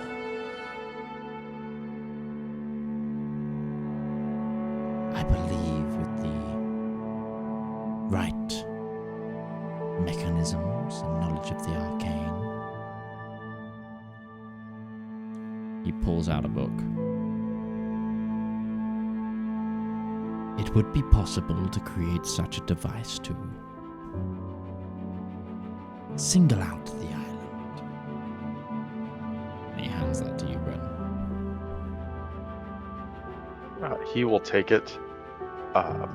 This book is not allowed to leave this area, though, and I am not an expert in studying it.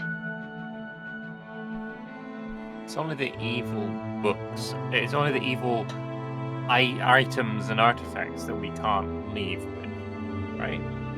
Some books are permitted to leave. Make a persuasion check. Okay. Do we have advantage because we're trying to persuade them that we're trying to save the world? I'm going to use a point of luck. So This is not the time to start rolling low, Valymr. I'm going to use a point of luck. We still have our sessional inspiration. You do?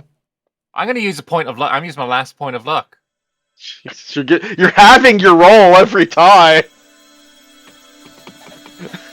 So remember, this is a new you day. just got so out-catted. going into this, yeah, you're gonna. You've used your luck for the day. So I've used my luck for the remember, day. you've got a half inspiration, so that's an extra D10 onto a roll. Roll that D10. Roll yeah. D10. It's fine. We're at the end of the session at this point already. Anyways. With luck, can I take any of those? Or I is think it you has to be take the last one? highest. You take the highest. Okay, so 23. 23. With a 23. Highest was 18, and then I'm putting a 5 on it. The original one was the highest. Anything that was interned to my protection within these halls cannot be taken. However, And was this interned? this is part of my personal collection. to know. Would you permit us to bring this with us in order for us to avert the apocalypse?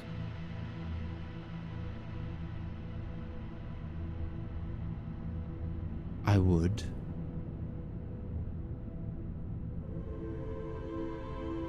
However, I would like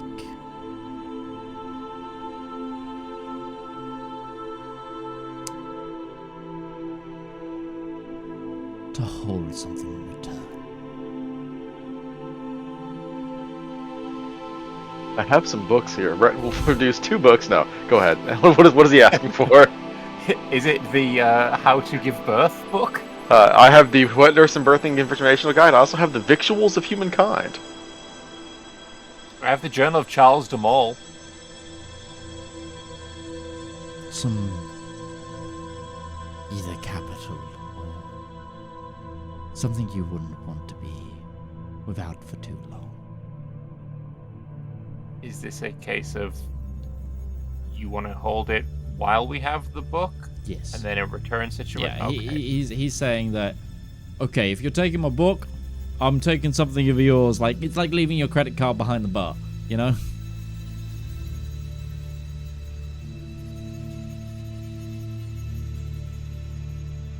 Breton, you know what? This is the most wild thing. Breton would look down at the soul chain, because right now, that is the thing above anything he would want to leave behind right now. I don't know if I'd be willing to part with it, but this is probably the most valuable thing I own at the moment.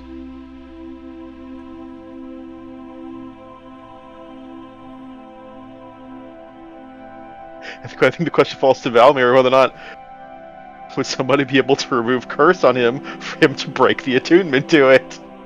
But sir, please, no. You cannot leave me with this stink of bone. If you're willing to leave behind the soul chain, I can facilitate. Of course that. I'm not willing, but this is part of the arrangement, isn't it?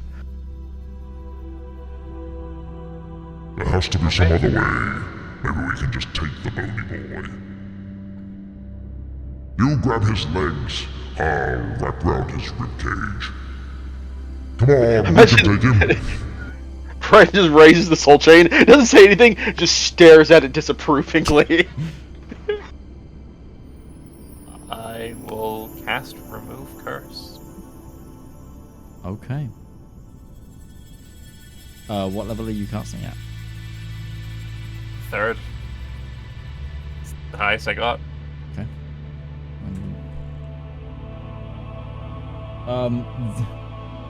No! No! It drops to the floor. Breton is unattuned. Breton kind of like cranes his head for a second. Yeah, no, that thing got into my head. I don't think it was. It's not malevolent, but that is a curious. You are leaving a seal in my. Until such time that your item is returned to you, this feels. It was the most important thing to me at the time. You've seen 7 people in the last 1300 years, and you haven't left this room the entire time. I think we know where to find you when we want to get it back. I mean, it feels like... Very well, he goes to pick up the chain. Oh no. And it wraps around his arm. It's fine. I am totally fine. It makes perfect sense to me in character image that Brett will be like, this is the most important thing to me. Yeah, like, this makes the most sense to leave to you. But also, if this just writes, like, part of Campaign 2's plot, so be it. Like...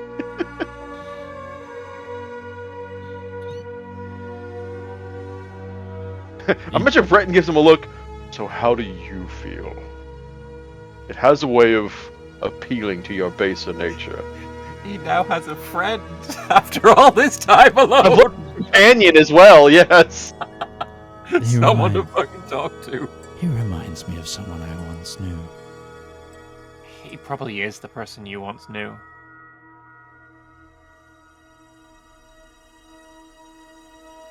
Okay. So I take it you exit the catacomb, beneath the catacomb, beneath the catacombs. Yeah, we're in the sub-catacombs. The demi-sub catacomb. Still no word from Ruby, so no idea what's going on there, but we should prepare to make our way to Kensek.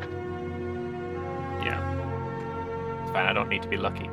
Sure, one thing I will do is I'll spend a minute, and I assume Breton you will too.